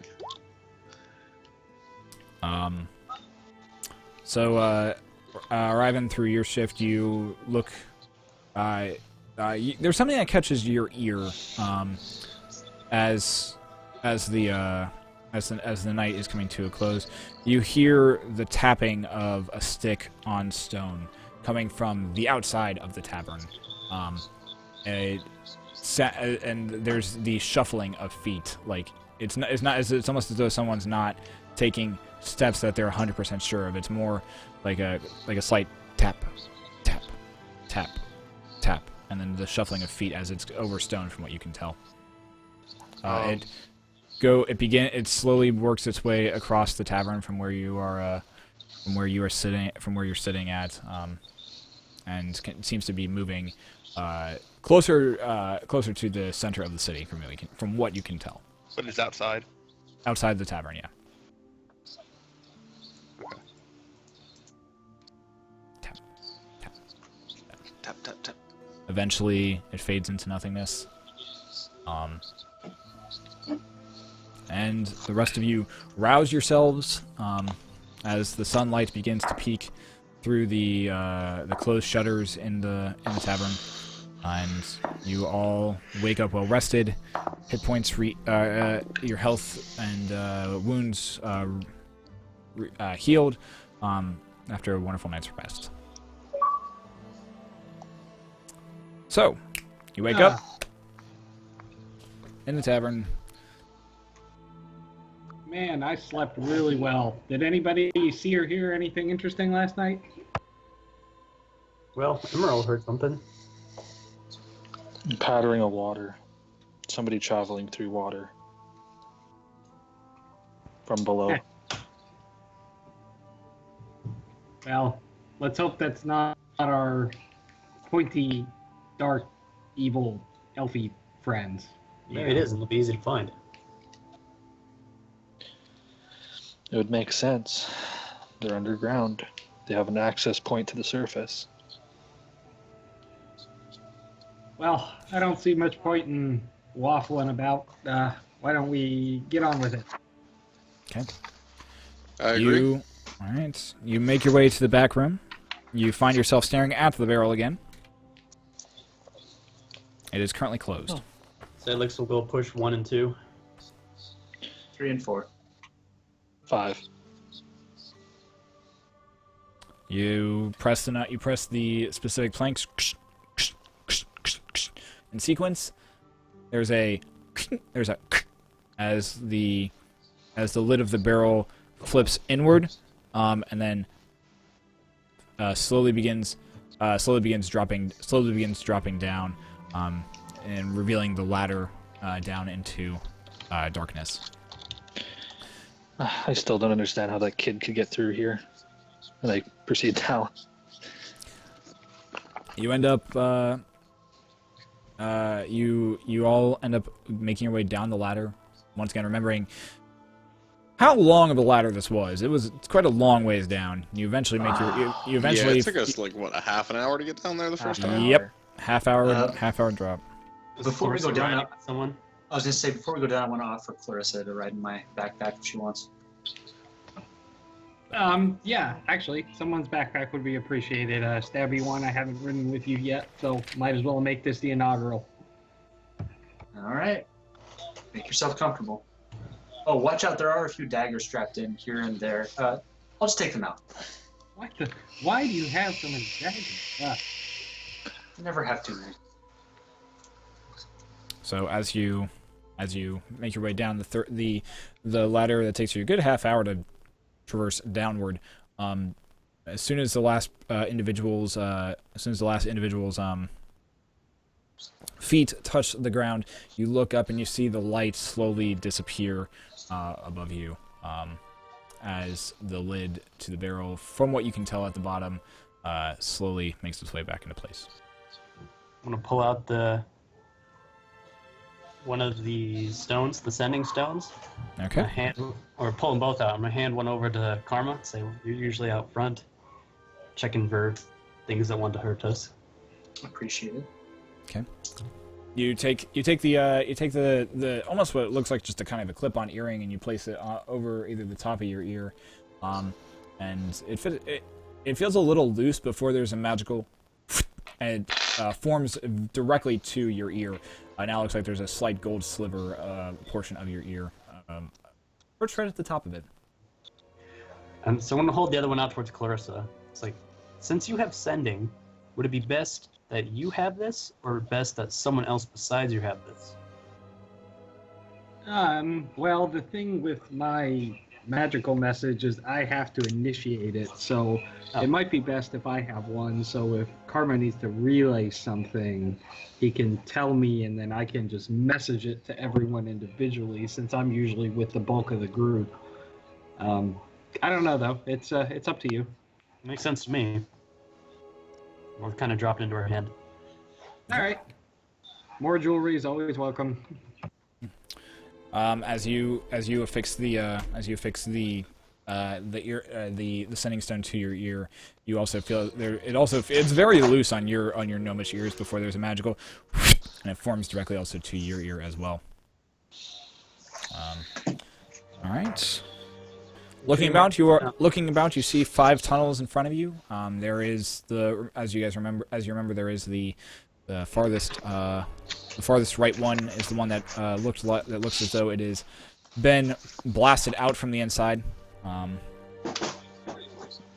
That is the tunnel that you had originally gone down. So I'll back proceed into down the it. Drow cave, or do we pick a different one? Well, we know the Drow are probably our best lead, right? I say we pursue them. Agreed. And I'll just start walking All right. out in front of everybody else. I'd just like to go stealth if I possibly could. Yeah, I'm gonna just follow along. Okay, we will make a. This all seems somewhat familiar. We will make a. Yet I can't. But I can't Put my quite fingers place on the. details. place it. Exactly. You get a feeling that you might have had some of that very fine dwarvish wine that you No, I definitely did not have any of that. Do not put that on me. I am saving that. Do not do that. I'm not putting it on you. That is not cool, man. It's pretty funny. And you Um, drank the I'll whole- tell. I trusted Group you stealth with my check, guys. character while I was gone. No, I didn't. Group stealth check, you said? Group stealth check. Yeah, I was- no, I'm not putting that on you. Jeez. I was gonna say too. I wanted to tell the group I'll go out in front of everybody else, the main body. I'll let you know if I hear anything. 17. Yeah, okay. 3. Let's see. Kieran! 25. And if this has, if anything, if they can hear my footsteps for whatever reason, they can't. That's my rules. And I like to put my hood up. Okay. You put your hood up, and all of a sudden there's a slight as the magical energy begins to take effect for you, Ryven. Okay. Proceeding down this tunnel, it takes you about an hour and a half into your journey down this tunnel. That originally took you about 2 hours to get down. You know you're coming down to the to the wide open cavern that you originally were in. Karma, you being out in front, end up walking, and then you all of a sudden feel your foot step on something that gives a little bit. I'm gonna hold very still and not let up. And I'm gonna All right. message back to everybody. I just stepped on something. I don't know what it is. Hold back. Make a. That's the wrong book. Only 1.5 books, and I can never remember which one I need to grab. Hi. Okay. Make a. Once I find my damn sheet. Make a. Would this be acrobatics? Make an athletics check to see if you can hold your stance as still as you possibly can. 18. Okay.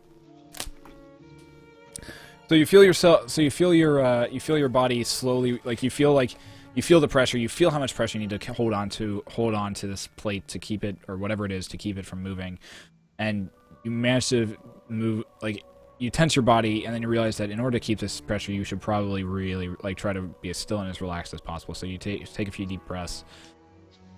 You feel yourself just standing there. God, I'm tired. Feel yourself just standing there and able to maintain the pressure on this plate. Okay. Larissa, you get a message in your ear from Karma telling you that he has stepped on something. Because I rolled so poorly on my self check, Clarissa's gonna start. She's gonna kind of go, "Huh? What? Oh," and then whose voice is this in my head? Go down the line of everybody in the party and use message to say, "Stabby one stepped on something. Everybody stop." And end up somewhat tired at the end, I imagine, having just used message on like 6 different people in sequence. You do feel fairly fatigued, yeah. So I'm gonna message back or through Sending Stone. I don't think it'd be smart if I try to observe what this was. I have it intact right now. Do you want to send somebody forward to check it out for me? Maybe Riven? Of course, is going to reply with the Sending Stone. You can just reply back and forth. You don't have to say with the sending, like, every time. I got you. Okay, cool. I know who has them. Do you think anybody up there can hear us? It's rather tiring to communicate with everyone via message all the time. I don't think so. I haven't seen anybody. Can I roll perception? Oh, if you want to, yeah. Karma's a good solid about probably about 30-40 yards in front of you guys. He's hard to make out in the darkness, but especially with his stealth. But he's he's a little far. He's a little farther in front of you. From what you can tell, what are you using as a light source for this time, Karma? Dark vision. Okay, yeah, that's like it only gives you like 30 feet in front of you. It doesn't give you a ton of like actual, but you still need, and it's all black and white. So, using that, you look around. You don't see anything that looks out of the ordinary. It looks mostly like it's just black and white rocks, different rock formations. Nothing really seems to catch your eye.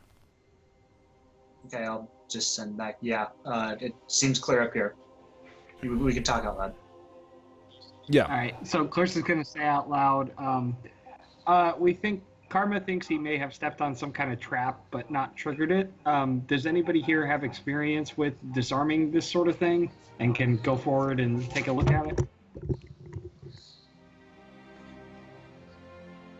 Well, Riven did an excellent job disarming that door 2 nights ago. Your mind flashes back to the spider web that was the door.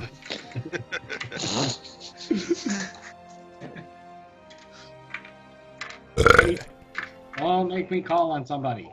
Go on, Riven, go. What am I doing? In all honesty, I just got back. I had to pee and get a sandwich. Oh, go up to Karma.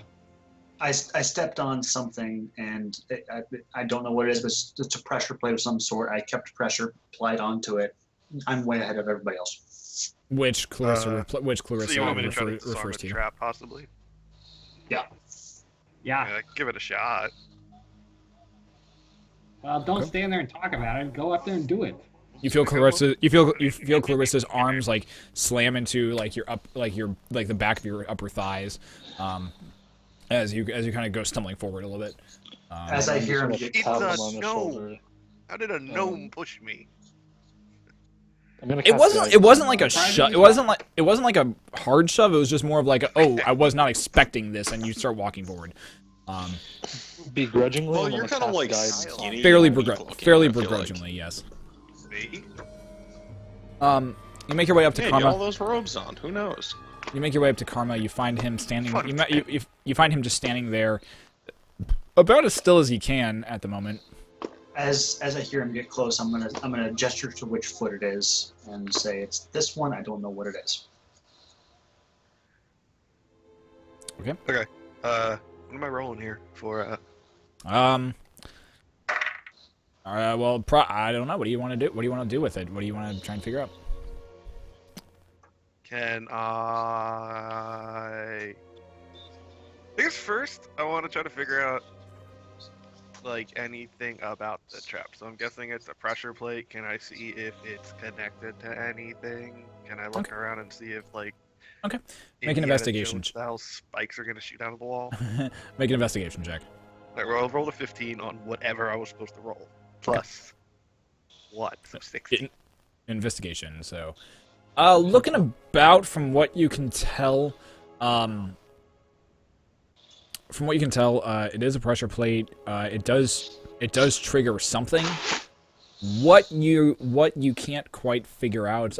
Taking a minute to look over the walls, your eyes quickly dart over all of them. What are you using as a light source for this at this point? Dark Since vision. you don't have dark vision, you have low light Yes, I vision. do. I have You're dark half. vision. You're a half elf. You have low Which light. means I have dark vision. You have low light. Superior difference. vision in dim and dark conditions. As Yes, that's low light vision. You still need sun from a light source though. For it. And can see in darkness as if it was dim light. Yep. Well, apparently I've been reading how half elves look wrong for many years, and I feel very dumb now. Woohoo! Thanks.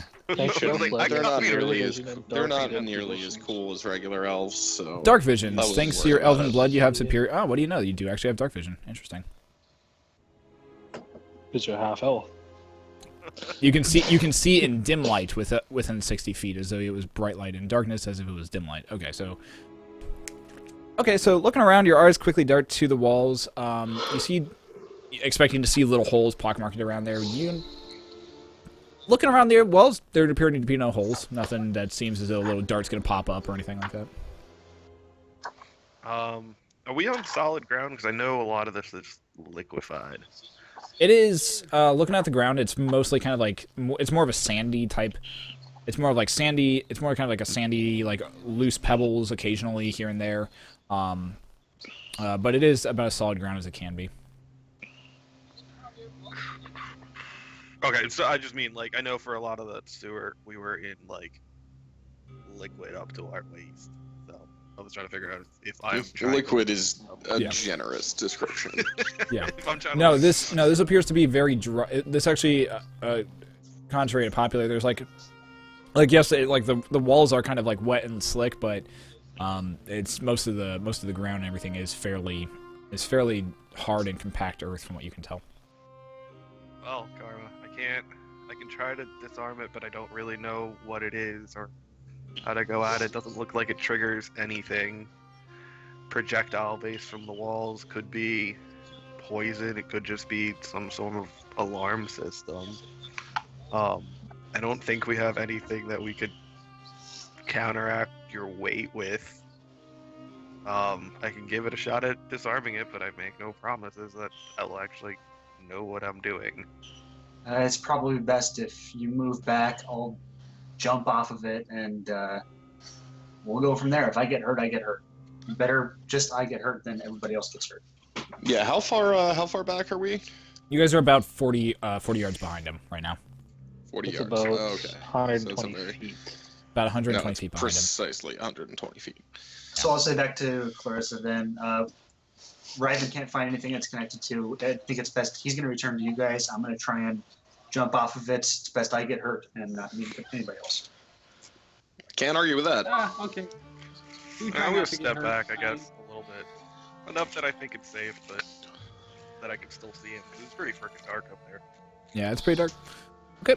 So Ryven, you back up probably about 10-15 yards. Yeah. Enough that you can still see him. Salt my notes. Okay. Fuck. That's the wrong page notes. That's the right page notes. Okay. Alright. Karma, what are you doing? All right, so once Ryven's back, and I'm clear that he's back far enough, I'm just gonna like shade step backwards and like try and hop off the plate and just be ready for anything that's gonna happen. And I'll be prepared. Alright. You're going backward? Yeah, backward. Okay. So, taking a moment and stealing yourself, you take a deep breath, and you actually end up undoing your tail for this, as you want as much control over your body as possible. You let your tail hang loose. Let it be able to just add that extra amount of mobility. Go ahead and make an athletics check. Sorry, acrobatics. Acrobatics. As you're trying to kind of basically do a backflip and somersault off this thing. 15.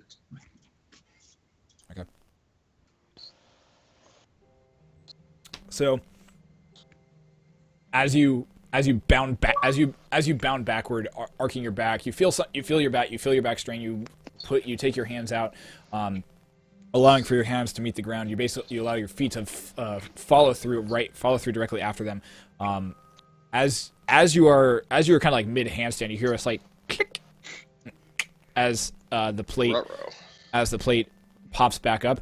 You end up coming back out of that handspring, landing on, using your tail to land on your feet. You kind of stumble back a bit, almost, and then end up kind of falling a little bit and having to catch yourselves with your hands on the ground. I need you and Riven. Nope, that's wrong. I need the people at the back of the group. So that would be the entire back half. I need everyone but them.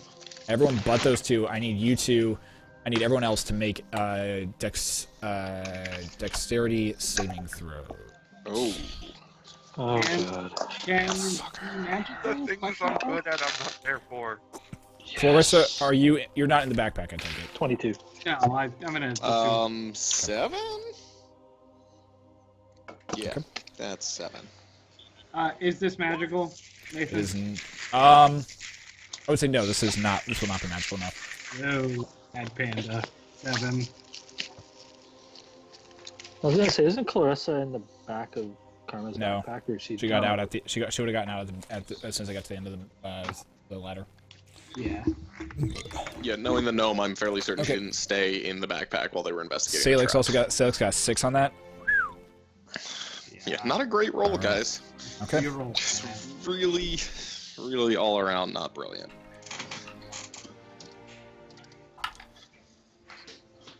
Oh god, we're gonna get fucked. It's Indiana Jones time. So- Stats. So Karma, as you hear the click, you and Riven begin to hear this. You begin to hear and feel all around the entire tunnel. This intense shaking that begins to happen. Everyone else who is in the rear, so Tyrion, Clarissa, Salix, and Emural, you begin to also hear this beat and feel this very, very hardcore shaking of the entire tunnel. Looking behind you, you all of a sudden begin to see the tunnel begin collapsing in on itself.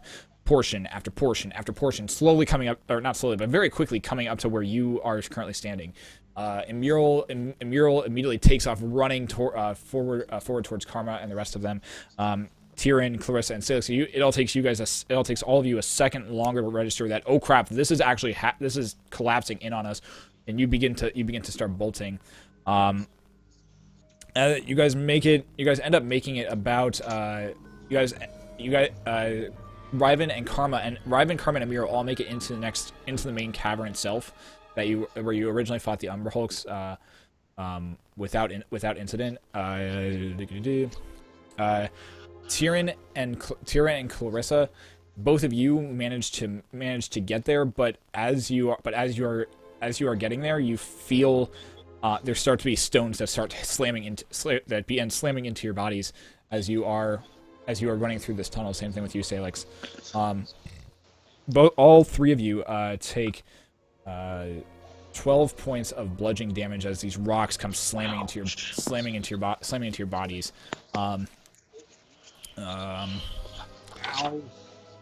Oucho? As Tyrion and Clarissa emerge from the tunnel, there's a of dirt that comes spewing out of the tunnel entrance. As the dust settles, you look back into the tunnel entrance, and you see a very odd sight in front of you. You see Salix laying like face down, but it's only the the upper torso of him. It looks like the rest of his the bottom portion of his body is currently buried underneath different dirt and debris from the tunnel. It's almost like a Winnie the Pooh style looking right now.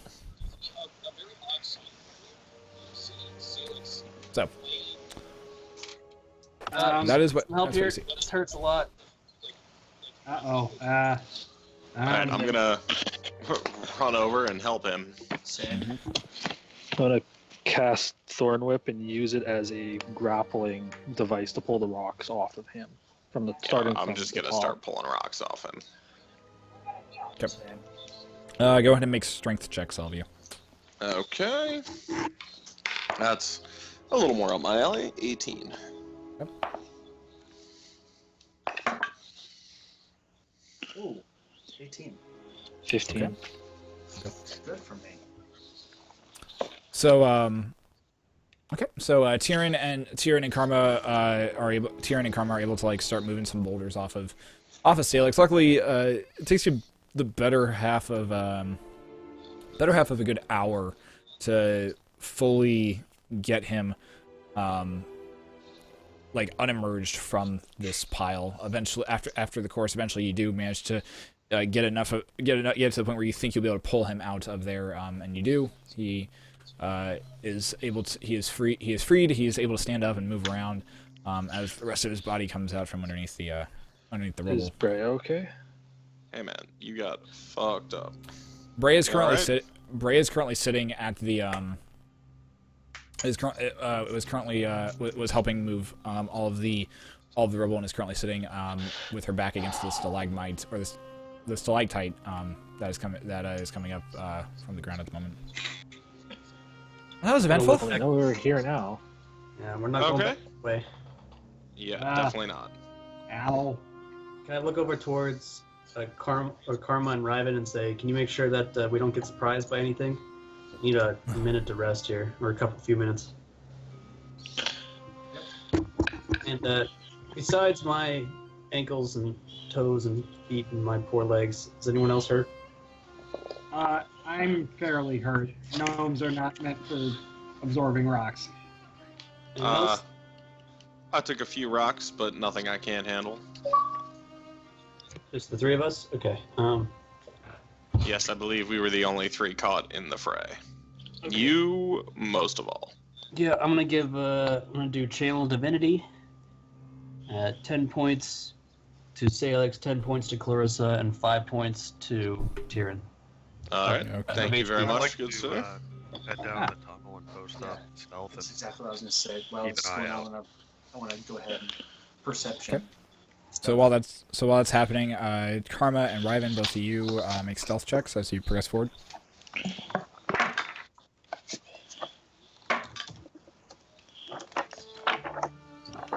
So, 23. Okay. Things that I'm good at. And then can we take a short rest? If you want to. So this will be this portion of the time will be will be while they're doing their stealth stuff. This will be your short rest, Salix. So, Karma and Ryven, as you guys end up stealthing forward, you follow the underwater river that is there as it flows over the edge and down a good solid probably a good solid 20 to 30 feet down, from what you can tell, to another portion of the river as it continues throughout this cavern. Roll perception checks, both of you. by the way, I take it we're back in the room where we fought the Umber. Yep, this is the same cavern that you guys fought the Umber Hulks in. Just to make sure. Okay, so you said perception? Yep, perception checks. 15? 16. looking about, looking about the rest of this, around the rest of this cavern, you notice that there appears to be about, let's say, probably about 50 to 60 feet in front of, from the bottom of the kind of the cliff face that you guys are on top of right now. You see a slight light flickering back and forth. Is it anything like the goddamn light we saw in the evil realm? No. Okay. This is something a little more. This appears to be something more. Of this world. More natural in nature. Okay. It appears to be taking a second. It looks almost like as though you're looking at as though you're looking at a firelight. From what you can tell, it just kind of flickers back and forth, and then will settle for a second, then flicker back and forth, and then settle for a second again. Can we both see this? Yeah, This both of you place see this. seems Okay. vaguely familiar. Or I'm not up there yet. Never mind. You're not up there. No, not there. Or Whatever. The place I'm in seems vaguely familiar. Whatever. This is all vaguely familiar. I'm gonna As whisper. if I over came to- here in a dream. I'm gonna whisper over to Riven while we're there. Well, they surely know that we're coming by now. Can I see if the Emberhold bodies are still there? Is that within eye shot of me? Looking around, you don't see the Umberhulk bodies. Like they're missing, or do I just like not see them? As you turn around and look, they are not Should there. I have seen them? Okay, they're not there. I'm gonna point it out to Karma. Things appear to be missing from this room. They're expecting us. Excellent. Not surprised. Should we return? I'd wait for them to catch up to us. They've got to come this way anyways. Well, you want us to cut ahead then?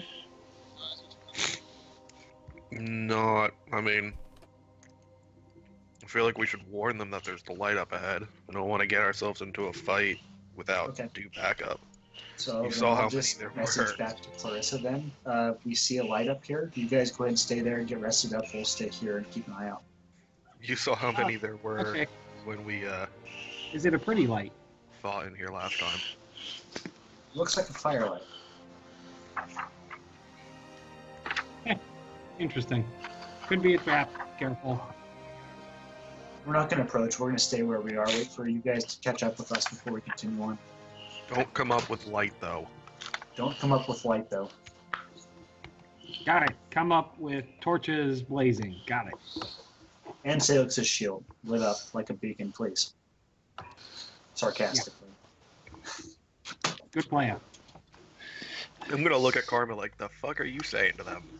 And I'm being I'm sarcastic. only hearing one half of this conversation. Yeah, you really are. I'm being sarcastic with the Come up gnome. with light. Beacons. I'm gonna grab Brea's character. I think that actually is Brea. Nope, that's Mural. I need Brea's character. Hey, you found me. you found me for once. Karma. After Yes? Aren't these things part elf? Yes. I'm half elf and I have dark vision. Full elves have dark vision. Why do they need torches? Well, we know that they're not, if this is indeed the group that's harboring the children or ferrying them along, then we know that they're not entirely made up out of just drow. They might be supported by Ambiance? drow.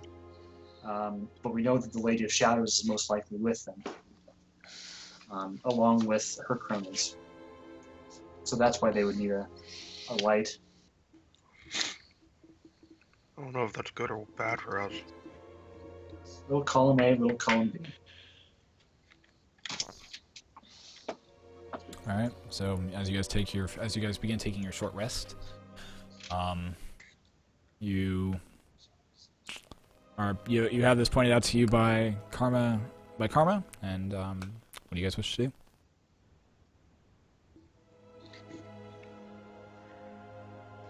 Well, we could always send somebody out there as bait, or if you give me some time, I could build a clockwork and send it out there and see what happens. I prefer not to spend any more time down here than we have to. Don't see any reason why we can't send one of our stealthier members ahead, and if they're not comfortable with that, I volunteer to go ahead. Yeah. Do we know that the drow are evil or hostile? Oh, well, they're probably hostile, but are they? They are not to be trusted. You have no idea.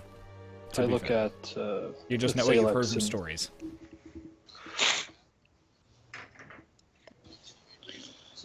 So could we possibly negotiate with them? Is that something we should or should not do?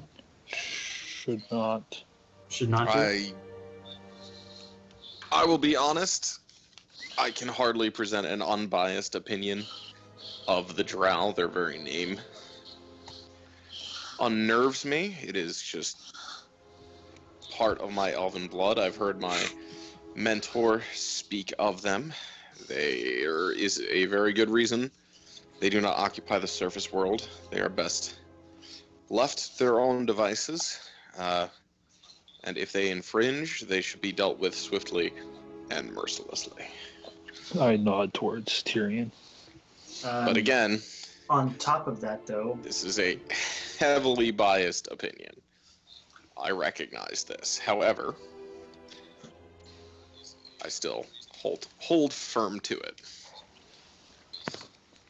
on top of that, though, not all members of an evil species are evil, but I do agree. Now You're is not not the there, time. though. He's not there. Oh, I Yeah, thought you're not- you guys could Nope. caught up with us by now. Okay, Nope. never mind. They're still back behind. We'll look in the wounds. No, and I short was rest. just talking to Salix. Ugh. Well, I mean, they attacked us probably because we invaded their realm. They probably lay claim to these caves.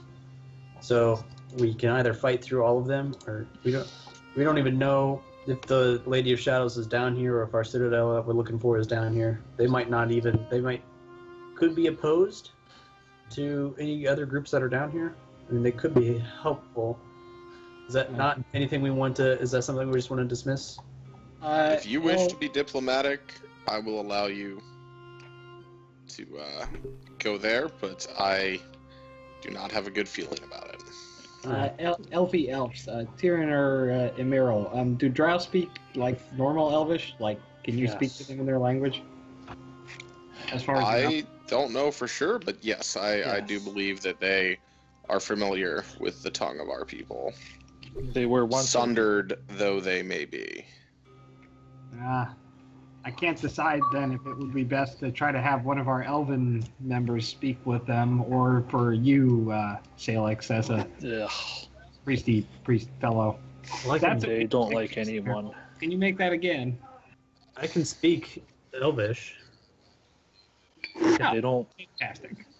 You know? They don't like anyone. They keep to themselves. If you go in there, it means certain death. Yeah, I'm not comfortable letting you go in alone, Alright, as mighty a let's, warrior as you are. Let's go scout ahead. Yeah, either way, we gotta go forward and meet up with our shadier brethren. So, as the rest of the group progresses forward, you guys find yourself standing at the top of about a 20 to 30 foot drop off, and the rest of you also. It takes a second for as Ryven and Karma point out the flickering fire across the way, across the way down the cavern. You guys see it. You see the flickering of firelight as it flickers in and out of How you. far is that? About 60, 70 feet. From the bottom of the cliff face that you guys are currently standing atop of. Does it look like a campfire or like a dropped torch? From this distance, you really can't tell. Okay. Should we go check this out? Yep, I say we investigate. This is a cliff here, if I'm not mistaken. Yep, that is a cliff. So We've got rope. Yeah, I'll pull out my rope and. what's climb over up. here? You have a lot of rope. You have a lot of rope. Don't we have an endless rope? Yeah, Or am I? endless rope. Yeah. Do we want to What's use it here? now? Can we untie it from the bottom? Is that possible? The endless You rope? know what?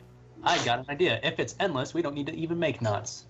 So I'll take out the endless rope, loop one end around a hefty-looking stalactite, and then bring both ends, the bag in one hand and the end of the rope in the other, and bring it back to whoever's going to go down first. There we go. I'll volunteer. Sure. Okay. Acrobatic as shit. What is over here? Well, that's fine. Monk, if you want to go right ahead. I won't stop you. So, So Riven make your way is- down. so Riven, as you Yeah, take can the... I sort of... This whole idea of drow has me quite unnerved and on edge. So if you wish to lead, by all means. But I am eager to get this over with. Yeah, I'm gonna sort of like grab the rope, wrap it around me, or the bag, wrap it around my leg and my hand to slow it and swan dive myself off of that cliff face. So, make an acrobatics check with... Okay. It's one of yeah. the things I'm good at. Yay! Yeah, just make a straight acrobatics check on this one. Hi. What's the number? 24.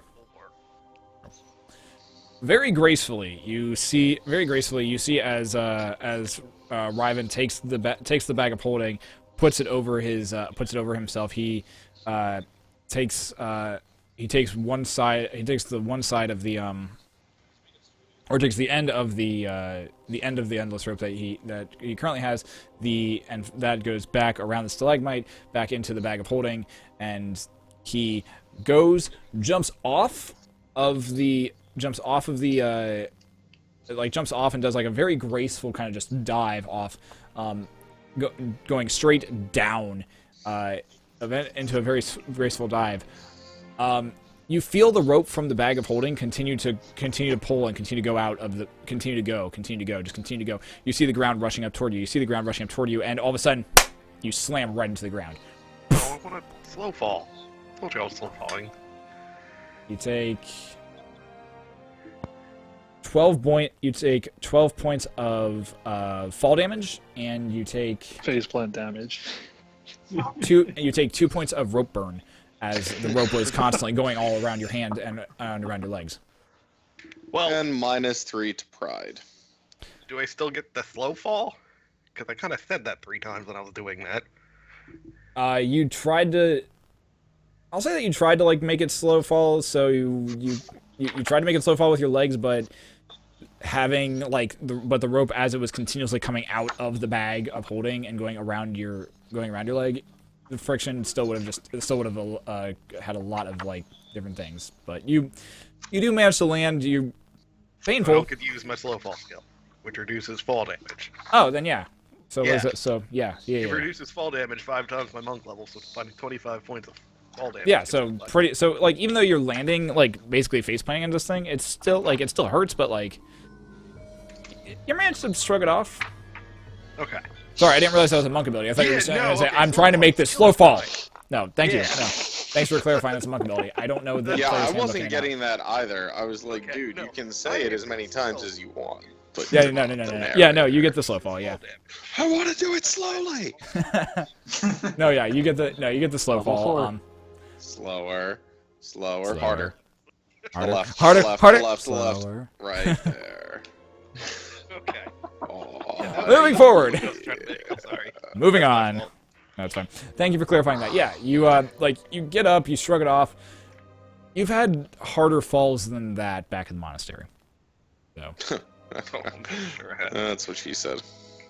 so Whisper as over Had it. as slower you, falls than that back at the monastery. She said a mouthful. She had him. So- all. Anyway, So Riven is at the bottom of the cliff at the moment in time. apologies for that Um, inappropriate Clarissa. tangent. What does he see? Riven can What do I see. see? Riven can see about this much right now, and as he's looking over in this direction, he sees firelight, and he sees three different humanoid shadows standing in between him and the standing in between him and the firelight. I'm a stealth. Go ahead and roll stealth.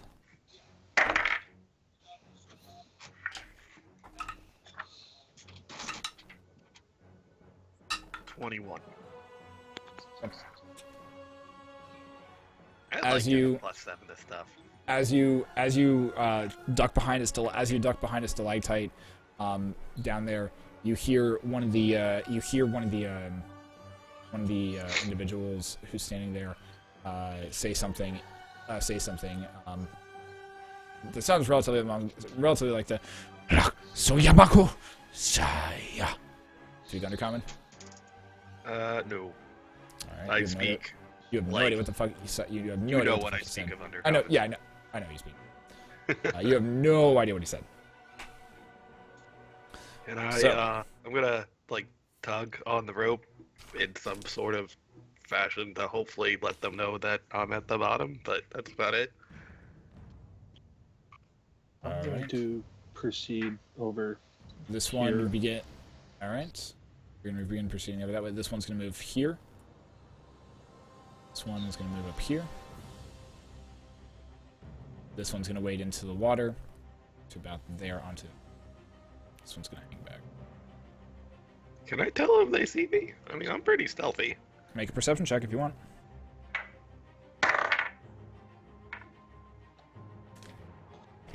$20. They seem to be moving in your direction Oh, good. with very deft movements and very much of a very dedicated direction. All right.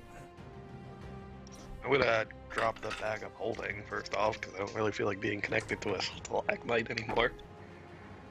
And start backing like along this wall just a little bit. Need you to roll initiative, good sir. Oh, damn it. 17.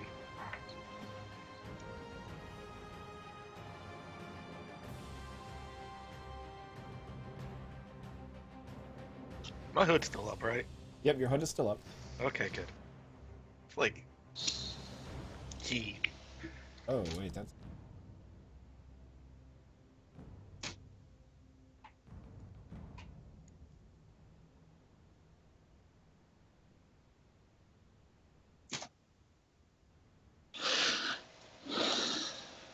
What'd you get?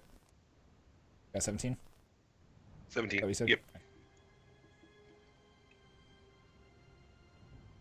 Okay. All right. So the rest of you are at the top of the cliff face.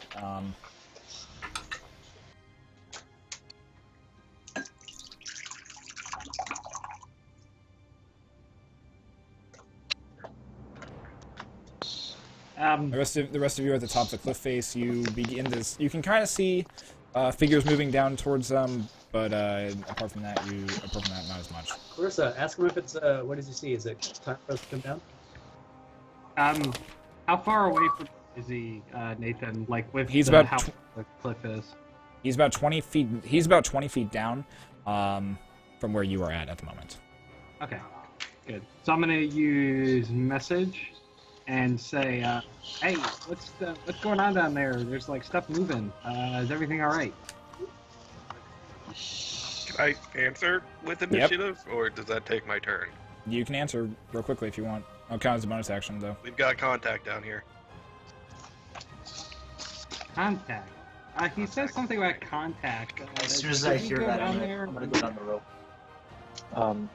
Say like light stone, throw it down there.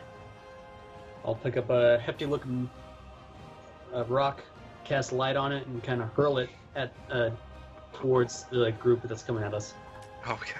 or the things that I can see. Clarissa's gonna just kind of go up to the edge of the cliff and just kind of like crouch down and like peer over. All right, you do so. Sorry, I'm gonna take. getting initiative rolls real fast right now.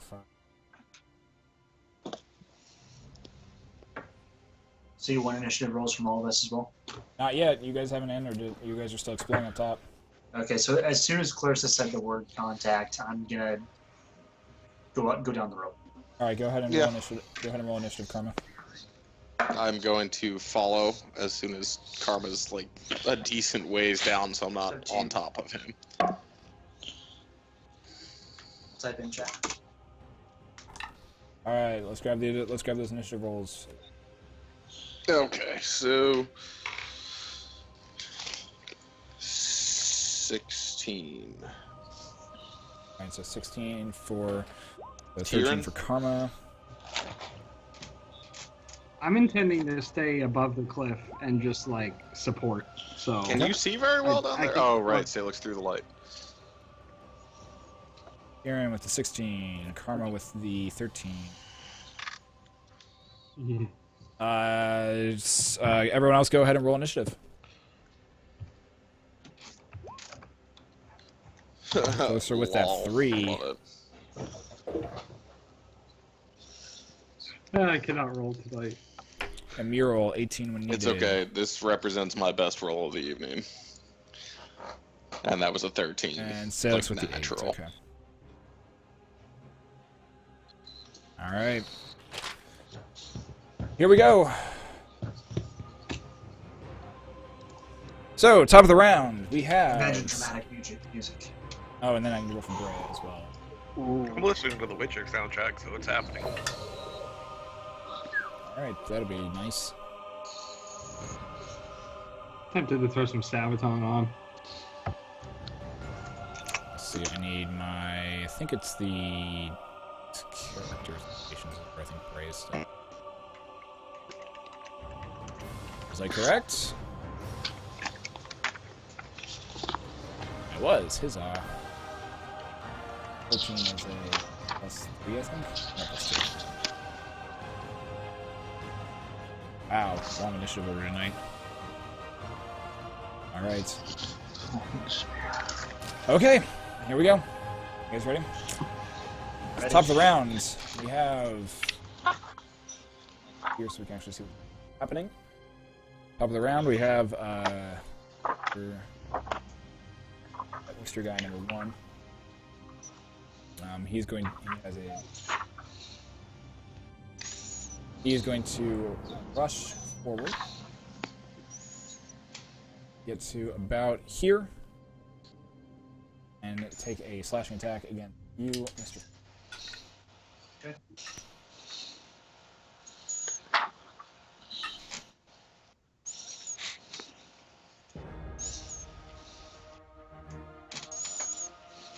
He's whistling.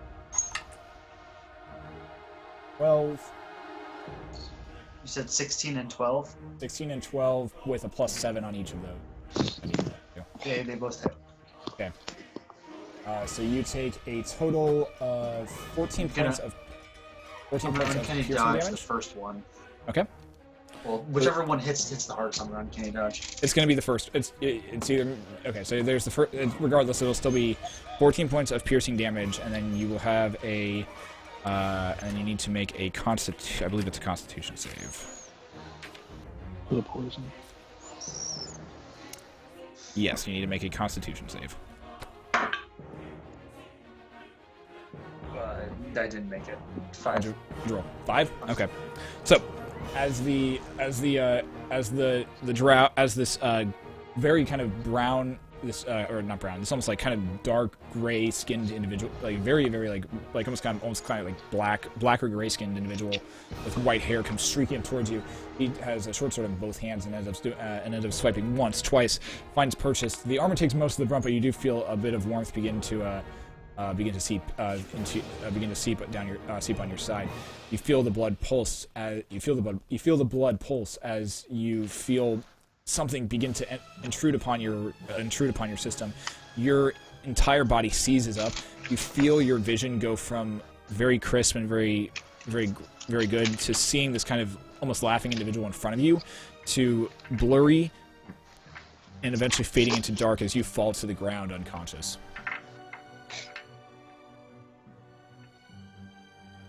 I need to find something that says unconscious. Well, shit. We'll say that's unconscious. So, Right, so this brings us to Miss Brea, who's going to move. Oh, I need to put the games map up so people can see what's happening. Alright. Bring us to Brea. Here. She's going to move. Yep. Looking down, she's going to. She is going to cast. Let's see what she's going to cast. As she moves over there, she takes out her. Oh, fuck you! Really? We're going through this shit again? God damn it! It's not going too well. No, I'm annoyed because it's pulling from the wrong thing again. It's pulling from the wrong screen again. Sorry.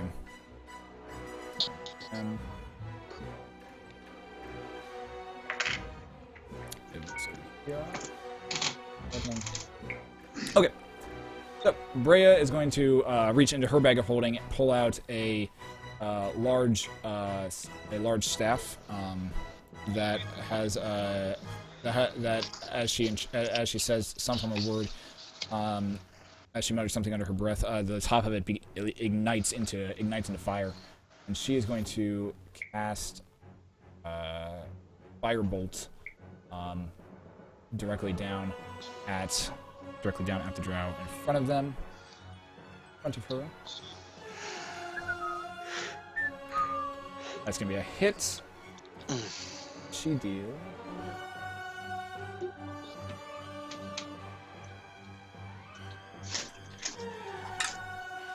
about 5 points of damage to it as this bead of red energy goes streaking from the top of her staff straight down into it. There's a small explosion that as it slams into the drow. His body is arcing backward, smoking. Still managing to stay up, but up there. This brings us to a mural. I am going to cast Moonbeam centered here. Okay. So it's a 10-foot radius. And pull up the spell here. Actually, it is a Constitution save. Okay. At a spell save of 15.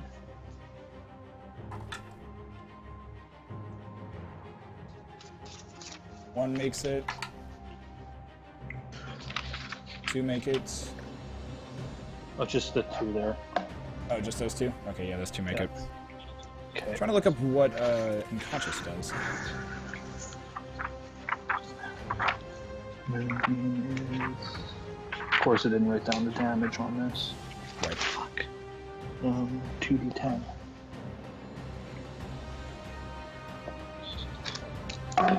Two D10 halved. Yep. Which is 12 points of damage. All right. And that's halved. Yep. So the half is the 12. The hell did you roll? 7 and a 5. So you rolled a 7 and a 5. So that's half. Because it's 2d10. Yeah, okay. 2d10. So subtract 5. So 5 halved is 3s, and then 7 halved is 4. So Oh, like that's 2d10. Total is 12. I rolled a 7 and a 5. On right. The dice. Right, and they made their save, so it's halved. So it'd be 6. So they take a total of 6 damage each. Okay. Yep. And it's radiant damage too. Okay, that's fine. So as Moonbeam goes, there's a very bright flash of light as both of the drow are hit and have to kind of shield their eyes, and they're not happy about it, but There's everything in this. they are Huge. not happy about it at all. Okay. Oh, that one may take 7 damage. Alright, let's see. 10 plus 7.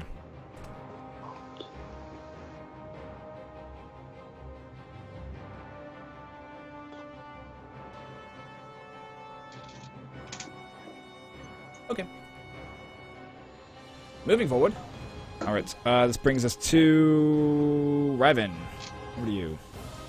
I am gonna wrap around to this guy Okay. in a way so I'm off to his flanking side here. All right. And make my 2 attacks. Okay, go for it.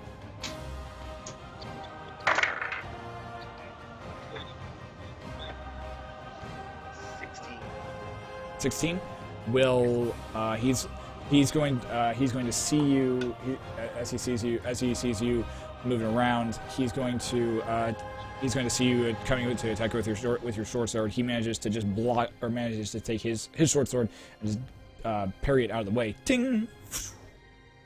Second attack. Second attack. Go for it.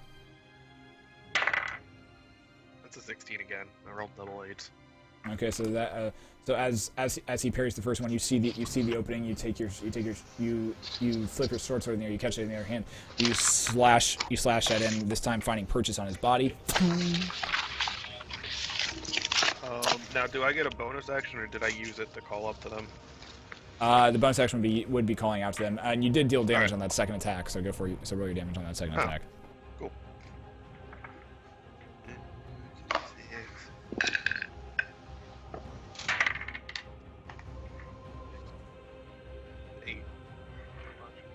Eight damage. 8. All right. So as soon as he finishes parrying, you lop off. You end up like digging a big carve into his midsection. A gout of blood goes spraying as his body goes flying backward and crumples down to the ground, dead. Brings us to Tyrion and our other little guy first. Tyrion, you're up. Okay, so that whole circle, that's where the moonbeam is, right? Yep, that's where the moonbeam's at. Okay. Let me... For the moment. Yeah, well, for... Am I in that? Am I part of that moonbeam? Right now you would just be out on the outside of it. Okay, because I've tons of movement left. Right, And so... If you enter it.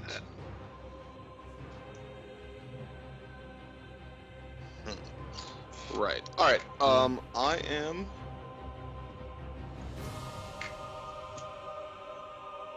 going to just move up over here, and I'm going to post up, and I'm going to ready myself for an attack, because I don't like the situation that walking around that moonbeam would give me. So I'm just going to ready my attack for anyone that comes within sword, slicing range. All right. You're going and to also, pull my shield out.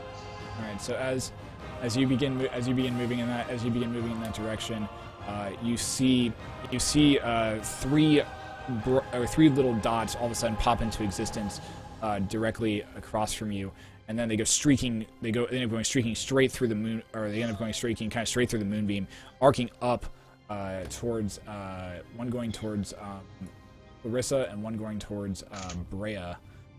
As magic, and then the third one just arcs off completely off to the wrong side, doing some magic missile action. I'm gonna use my reaction to cast shield. Go for it. On myself.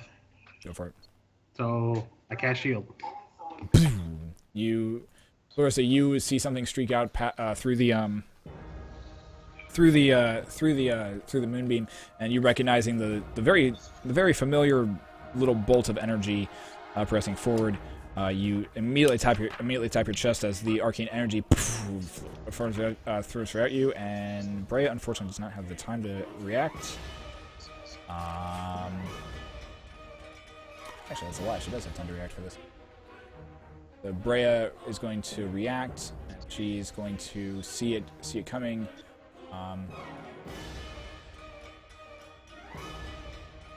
She's going to use one of her spells, and ends up and as you hear her begin muttering under her breath, under her breath. You can't quite make out, but she is just muttering something, and all of a sudden the missile that's coming for her just dissipates, dissipates just as it comes directly at her. The one that comes towards you, Clarissa, slams into you, but does no damage to you. The other one just goes veering off and hits a stalactite. All right. This brings us to Mr. Karma, who is currently unconscious. Make another Constitution saving throw, I believe, good sir. Check this. Oh, 19. Nice. That's natural because I don't have a modifier on that either. Very nice. I'm just trying to make sure I'm doing unconscious correctly. It's a little thing that I haven't quite I think it's the first time I've ever done. So, nope, that's not what I want. Where are you, you stupid thing? So, as you are doing that, you feel the... Trying to find where's...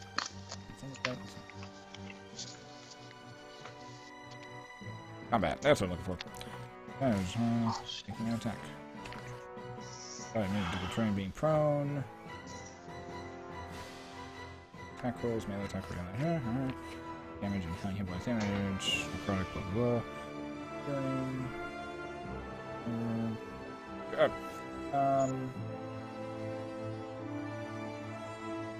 Okay, so for now, since I can't find it, I'm just gonna say with that you feel the poison in your body. You're still like your eyes manage to flicker open. You are still considered poisoned, but you are able to stand up and regain some faculty of your attack. What are you looking for in the book that you can't find? I was trying to find unconscious, but I could not find it. It's in the back of the book. Yeah. I know it's in the back of the book, but you're still considered poisoned. So. Until I find it, we'll make that ruling for right now. Alright. Well, I like my PDF version. I can just search keyword unconscious. An unconscious creature is incapacitated. Cannot move, speak, and is unaware of its surroundings. A creature drops whatever it's holding and falls prone. The creature automatically fails strength and dexterity saving throws. Attacks made against the creature have advantage, and attacks that hit the creature is a critical hit, even if the attacker is within 5 feet. That is on page 292. 292. Thank you, guys. You were beautiful and sexy, and I love every single one of you. Conditions is at 290. Thank you. Yeah. Everything else. PDF files. Even though I've got a hard copy, I still love this PDF file. Ah, poison. Okay. Nope, that's not what I wanted. You are unconscious, was what you were incapacitated. Yep. Okay, so technically you're still down on the ground. Okay. So I'm going to take my turn to dream just incredible things. Hey. I'm just currently unconscious on the ground. Not really able to do anything. This brings us to... Scantily clad tiefling women for days. This one is going to... Do you believe if it's a concentration spell that keeps him as being human, it's gone now? It's not. I mean, his thaumaturgy would be there, but like he would not be done things. Okay. That's what I mean. Like unconscious. Like when I put up that silence wall and I fell unconscious. Well, I have to be like thinking about that. 17. So, Ryven, as soon as you finish attacking the drow, another drow comes up behind you, rushing very quickly. You manage to see it just as he comes down and slashes once. Oh shit! Fuck. Twice. You manage to just artfully dodge out of the way, almost like water, just as you dodge out of the way of both of his strikes. He kind of looks at you with a very snarling growl, and is not happy about it. Brings us to... Travel through the beam? He traveled through the water. Went over here. Travel through the water. He made the path that I was going to make next turn. Yep. This brings us to Salix, I believe. Yes. Alright, I'm going to... I don't even need to move. I'm just going to cast... Sacred Flame on this guy here. Yep, go for it. He needs to make a dexterity saving throw of spell save 14. Dexterity saving throw? Yeah.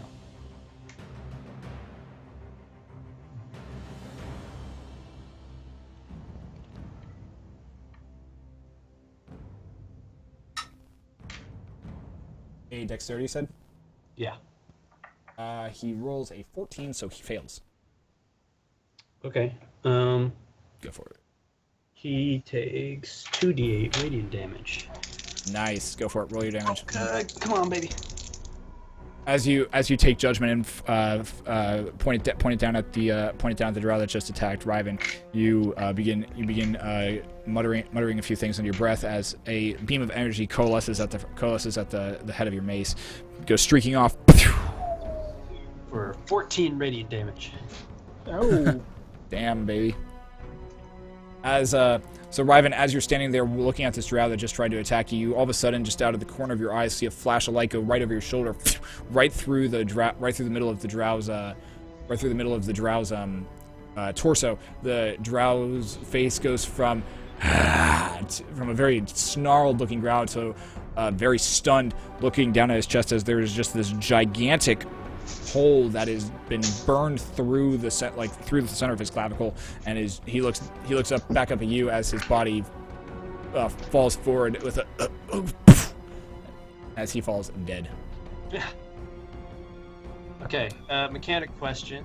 Yes.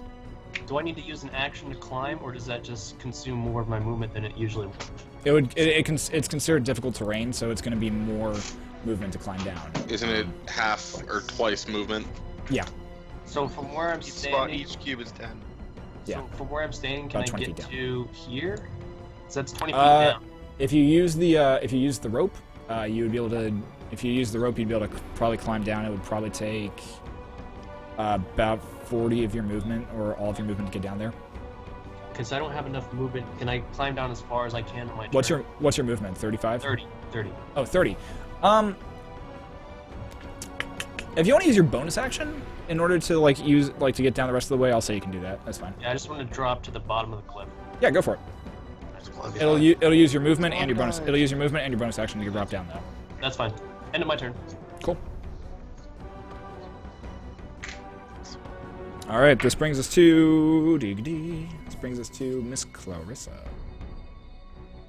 Okay, so seeing Karma fall to the ground vaguely at the bottom of the cliff, and having just been attacked by magic, Clarissa is going to get very pissed off and hurl a fireball in the direction of where the magic missiles came from, so centered, I guess, on the drow caster.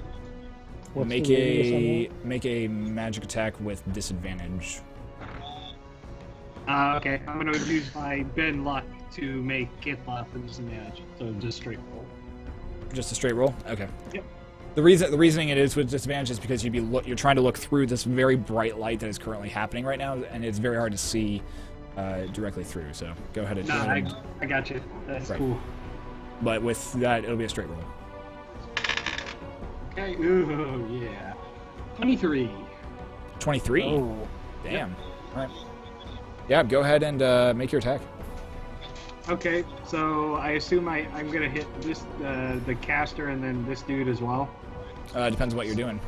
It's fireball. So Yeah, it'll hit. It'll hit the caster. It'll hit the other drow. Where are you centering on? Are you centering on the caster? Yeah, because I was trying. The idea was she was gonna fling it at where the magic missiles came from. And it's a 20 feet. It's a 20 feet radius. I think so. Let me double check. I believe it's a 20 foot radius. Yeah. 20-foot radius. Yeah. So yeah. Okay, go for it. All right. Roll my 8d6 fire damage. Do that in here. 8. 22 damage. Damn. And then if they make a dex save, then they only take half of that. Nice. Oh. And what's the save that they need to make? It's a dex save, and my DC is. Give me a second. My DC is 15. Okay. It won't matter. Okay. So as you coalesce the fire energy in your hands, you basically almost kind of like out of context. You basically kind of Dragon Ball Z it over there, and you just kind of you see the fire energy just goes lobbing directly through, goes through the moonbeam. Using your arcane power, you are able to see exactly where your foe and quarry is. It goes flying through, slams on top of the magic caster. There's a moment where you wait for it, and there's a giant explosion. Tyrion, you standing right where you're at, you end up seeing this explosion happen as it comes through the radiant energy. It just barely licks you, but you're luckily just standing just outside enough that you are able to that you don't get hit by it. But you do feel it. You feel like your eyebrows might have been singed a bit, but not enough to take damage. The other drow is, as the explosion happens, his body is just immediately turned to ash as the fire comes all the way through and leaving absolutely nothing. Closer to your mic. Oh, closer to my mic? Yes. I am sorry. Got real quiet there. I'm sorry. What did I miss? What did I miss? Something about a drow. Turning to ash. Yeah. Yeah, so as the fireball explodes, the drow that is standing directly in front is just completely turned to ash from the combined might of the fireball and the radiant. It's just nothing left of him, just completely turned to ash, and his ash is just scattered into the river that is currently right there. All right, brings us to the top of the round with you're dead. With Brea, actually. Brea is going to look down upon the field and seemingly seeing that, not being able to see anyone else, but knowing that there's still a spellcaster there, is going to take a second and is going to jump off of the cliff. And land next to Karma. As she does, she casts. She taps her chest, and as she makes it about 15 feet down, her body unnaturally slowly begins to drift down to the ground, where she makes a very, very graceful 3-point landing. She stands up and begins looking over at Karma. This brings us to a mural. I am going to move over here. Okay. Gonna take my moonbeam and I'm gonna drag it over here. Go for it. Which is DC 15 Constitution save. Oh, that's gonna hurt. 16 points of damage. So as the moonbeam begins dragging across, it slowly starts to just shimmer and shimmer as it moves over the other drow mage. There's just bright light, and it's just completely enveloped. You all of a sudden hear this ear-piercing scream coming from it. Which brings us to Riven. I believe. Yes. I tossed it there. Actually. Okay. It don't matter. Either way I do it, I have to get in it to do anything. Drew. If you get kitty corner there, you should be fine. I have to make physical attacks. Yeah. Come on, what are you doing, Riven? What are you doing? I'm gonna move up to him and not be in that, and hold. I'm gonna go here actually, and hold my attack in case he comes out anywhere within reach. There you go. I'm not moving anymore. That's where I'm All right, that'll be Tyrion's turn. Indeed. Okay, let me just double check my updated spell list.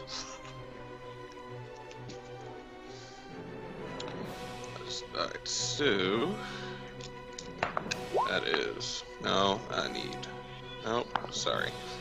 Minus 5 feet. Alright, fantastic. So I am going to go on over here, and I am going to use my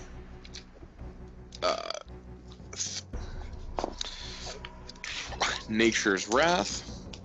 I just want to pull up so that's my channel divinity, and I am going to cause my Nature's Wrath little thorn vines to grab that guy and restrain him. How much damage did you do? You did 16 on the last one? That's right. Okay. It doesn't do anything, it just No. restrains him. Restrains him? Okay. Yeah. As and he makes a strength or dex saving throw, which is your choice. Okay. Against a spell save DC of 14. Okay. Rolls a natural 20. Okay, so it just doesn't work. So as you take a moment and really try to focus the energy from the earth and from your deity, you feel roots, or you feel like a rumbling of earth as you believe roots normally come up, and as they begin to sprout through the earth, the drow, even though it looks like he's in immense pain, it still manages able to dodge out of the way, and it manages able to actually not get restrained by it. So brings us to its turn. And it takes damage as well for starting in the turn. Go for it. How much damage does it take? 10. Rolls a natural 20 for the save. Jesus. So 5 points of damage. Alright. So he's going to move 5, 10, 15 backward. As much as he can. He is going to turn around, use the rest of his action and his movement to dash away. Look as he takes a minute to look around, look at circumstances, and begin piecing the fuck out.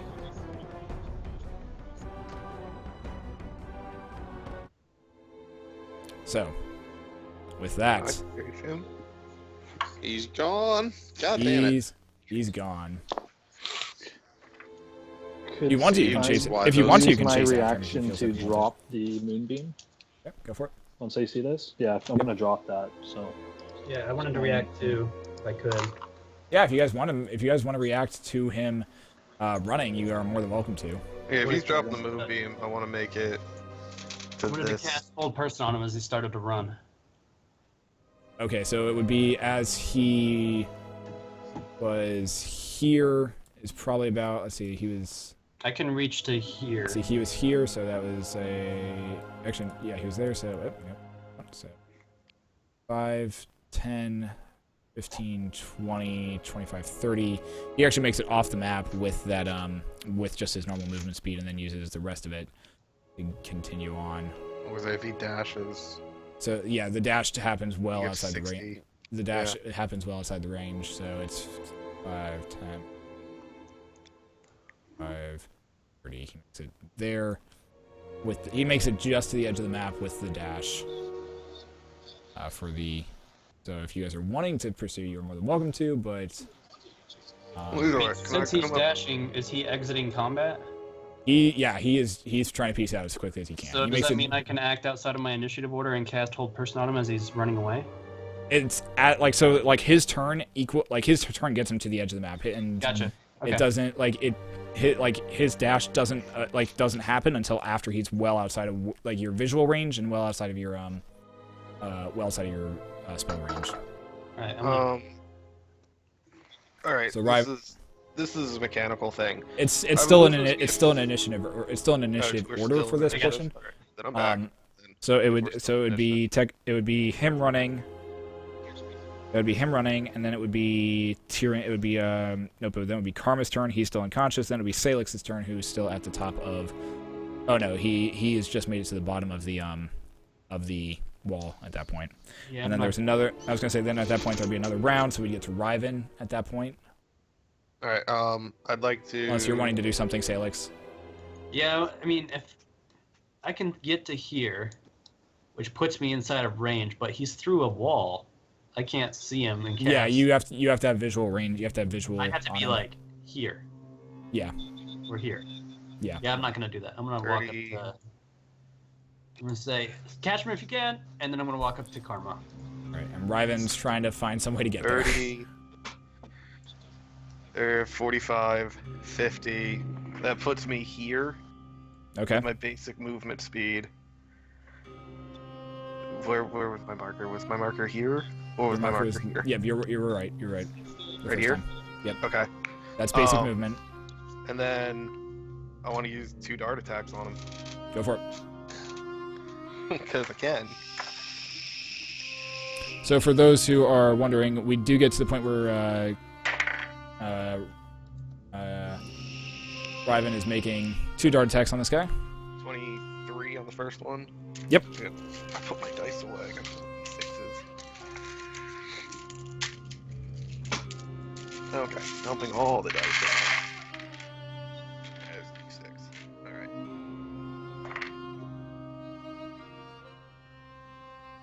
7 on the first one. 7 damage. Okay. And then second dart attack. Oh, that's gotta hit. 23. 23 hits.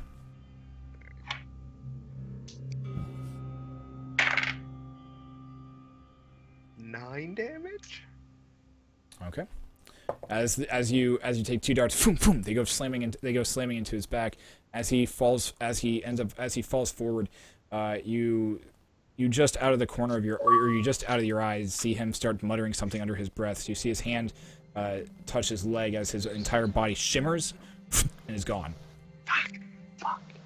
God damn, this guy, these fucking people. That's why I don't like Drow. Drow magic, man. Back. Then Alright, you guys head back. You regroup in the cavern, licking your wounds. Karma's still currently unconscious. Can I make a medicine check on it? You can certainly try. guys, I hit him twice, and he sort of teleported away. Kind of like how. And for this evening, if people need to leave, you are more than welcome to. This is where we'll be making it to tonight. And you guys can do RP and chat through here at this area if you're making not necessarily a camp. Little cavern area that we're in. Yep, in this little cavern area for the next week. We'll call this a short rest, unless you are wanting to do another long rest. But it's only been like 4 hours.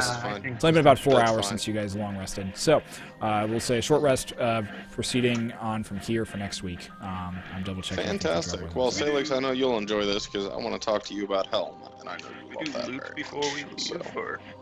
And we can do. You post XP in the chat at some point. Yeah, I'll have XP in chat. Yep. Okay, cool. All right, guys, I gotta run. Nathan? This is good. I may be shooting you some questions Yeah, in go the for next couple days as I fully rebuild my character sheet, just to make sure I have all accurate XP information and who people Sounds good. are and whatnot. Your XP is on the links and resources page. Okay, well that's Currently beautiful. Then I updated. won't need to ask you that. Where is that? I can never remember what I We'll want to post. look at. I'll post the link in Post chat it in again. chat. We'll post the link in chat again before tonight's All over. right, good stuff, that's guys. Fun times. Good job, guys, getting to once again not what I had planned for the night, but proud of you, anyways. Now we're trapped in the Underdark with only a portal key to the Feywild to get out. Yay! That you know of, and welcome. All right, with an unconscious Karma. Well, can I do my before we take off? Can I try and get him up? Yeah. I mean, all I want to do is see if I can see what's going on. And do Yeah, the go ahead and make your medicine check to see what's up with him. Not having a ton of experience with drow poison, and not really 100% knowing exactly how to make it work. You surmise that there might be some form of antidote that could work. As you are mulling this over, Brea walks over, takes the end of her staff and just slams it down as hard as she can into his stomach. With that, Karma. Awesome. With that, Karma lets out a as his eyes open wide, and he is brought back to consciousness. How did you know that That would was work? incredibly effective. Say that to Brea. My brother What? somehow What? my brother What is going on? my brother somehow got his hands on some drow poison when we were a child and used it on my elder sister, and well, let's just say we had a little bit of fun, and then when we tried to slap her around a little bit, she woke up and wasn't happy. So, but So it doesn't hurt you, it just makes you unconscious? as far as I'm aware, How do you feel, Karma? She did feel groggy. She did feel fairly groggy for the next few days afterward, though. She wasn't happy either. At which point, Brea opens up her bag of holding, puts her staff back in it. Foom! Mary Poppins style. Karma, you wake up, you come to consciousness, you find drow bodies littering the ground, the rest of everyone kind of standing around you, Clarissa at the top of the cliff, and same thing with the mural at the top of the cliff as well. What happened? You got poisoned. You got hit by one of those drow darts. Did we get them all? Not all of them. Is everybody okay? Well, you're in the worst shape, but yeah, we're all okay. Okay, good. One of them did get away though. What? Can I start rifling through these guys? Yeah, if you want to, you can. Yeah. Okay. I'm just still kind of dazed and confused at this point. I'm just gonna kind of sit up and try and regain control of my faculties. Yep, can I help him? Yeah, you can.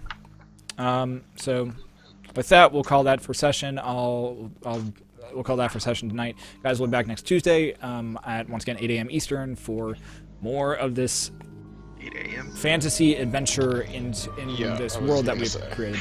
Hopefully you guys enjoy it, and if you're on YouTube and watching this, don't forget to like, subscribe, comment, all that fun jazz. And if you're watching this in highlights, then hey, thanks for watching. Get you guys next week.